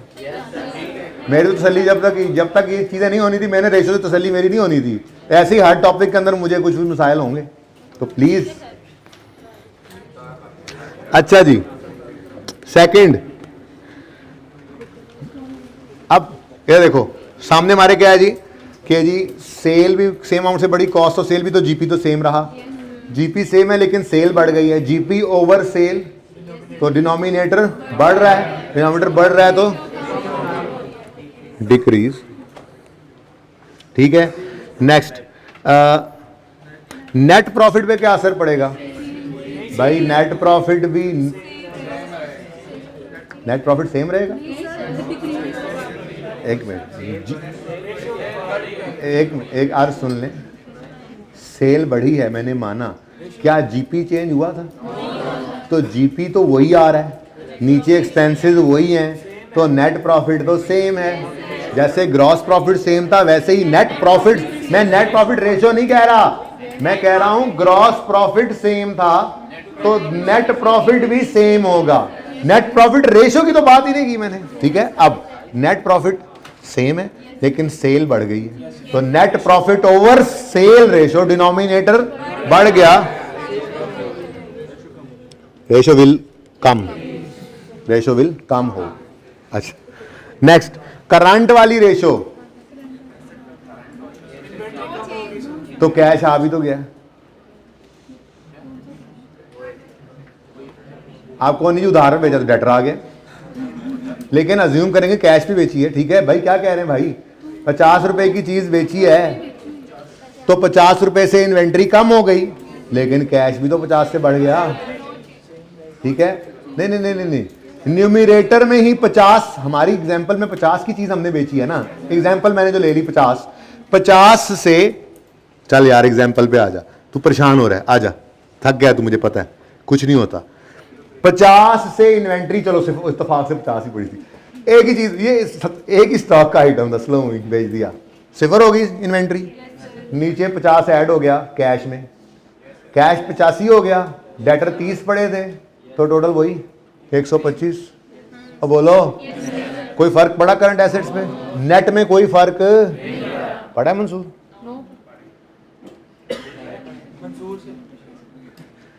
नहीं पड़ा, किसी और को लग रहा हो कि फर्क पड़ा है? इधर देखो ना, हम कह रहे हैं जी हमारी इन्वेंट्री का ये आइटम था 50 रुपए का, बिक गया, तो इन्वेंट्री तो अब नहीं न रही, और कैश में या डेटर में जो भी बढ़ाओगे एक साइड बढ़ी जानी है, तो मैं कहता हूं जी कैश में हमने बेचा था तो 50 से कैश बढ़ गया, तो ये कितना हो गया 85। अब 85 और 30 वही 125 जो पहले 125 था, तो करंट एसेट जितने पहले थे उतने ही अब हैं, और करंट लायबिलिटीज में तो इसने कोई असर डाला ही नहीं था, तो इस चेंज का करंट रेशियो पे कोई इंपैक्ट नहीं पड़ेगा। नो इफेक्ट वाले भी तो थे ना,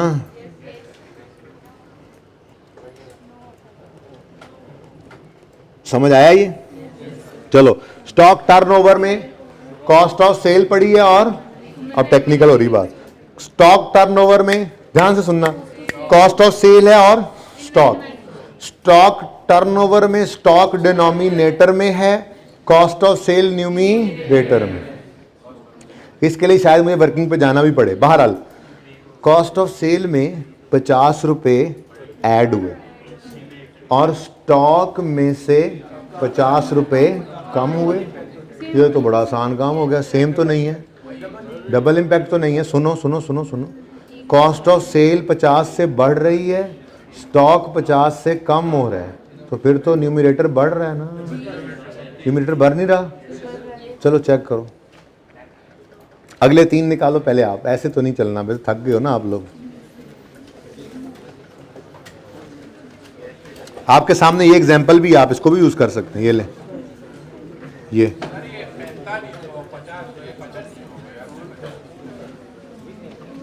यार 95 होगा तो 125 बनेगा ना, तो गलत लिख दिया, सही कर देता हूं मैं, लिख में मिटा ही देता हूं, और 95 होगा तो 125 बनेगा ना।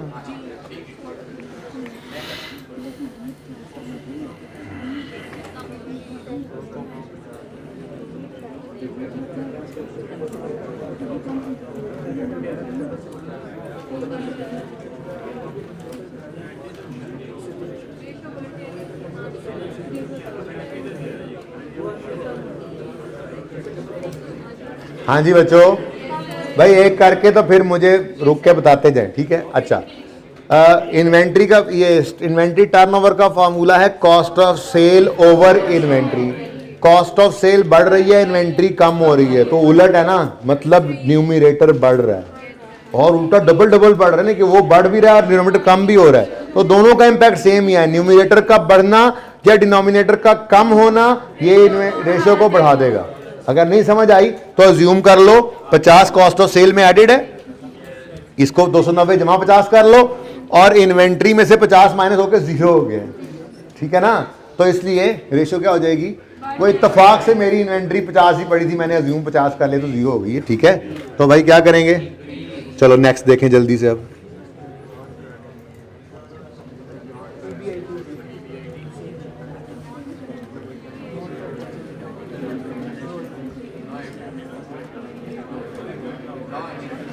जी क्या प्रॉफिट पे कोई असर पड़ा था, ग्रॉस प्रॉफिट पे, नेट प्रॉफिट पे कोई असर पड़ा था? नहीं पड़ा था। GP ratio, net profit ratio तो चेंज हुई थी, पर हमारा, अच्छा थोड़े पहले बच्चे ने कहा हमने अभी तक पढ़ा ही क्या है, मुझे बड़ा दुख हुआ यार, अभी तक हमने पढ़ा ही कुछ नहीं यार, ये कैसे कह लिया तुमने?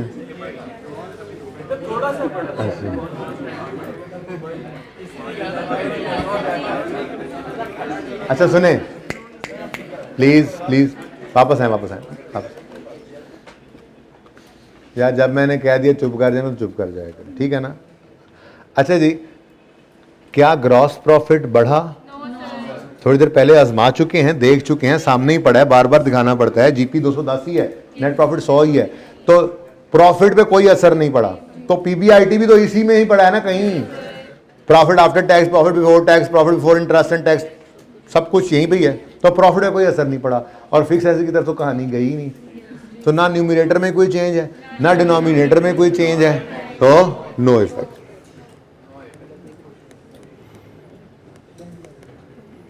जी उसके बाद आखिरी रेशो कौन सी है, कविक रेशो। कविक रेशो को क्या हुआ है,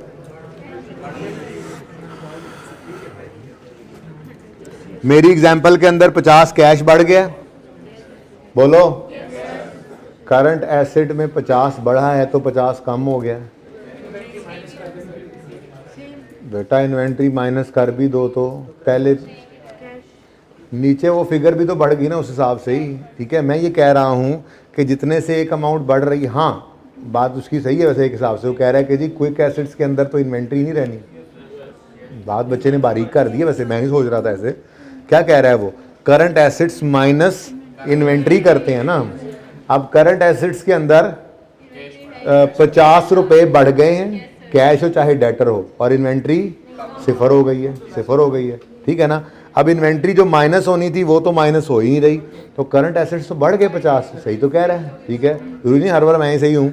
तो 50 से न्यूमरेटर बढ़ गया, डिनोमिनेटर पे कोई असर नहीं पड़ा, तो फिर न्यूमरेटर बढ़ने से रेशो किधर गया, लास्ट नॉर्मल क्लास ही नजर आ जाती है बार बार जी, इन करीज। हाँ जी थर्ड, ओके जी ब्रेक करते हैं, 15 मिनट के बाद मिलते हैं इंशाल्लाह। सुन लें प्लीज, सुन लें इधर, ये लास्ट नॉर्मल क्लास ए हमारी कंक्लूड हो गई है, इसको आप अपलोड करवा दें, ठीक है ना। तो बी जो है, हाँ मैं लिखने देता हूँ, बी जो है अब इसके बाद शुरू करते हैं, बंद कर दें अमर भाई।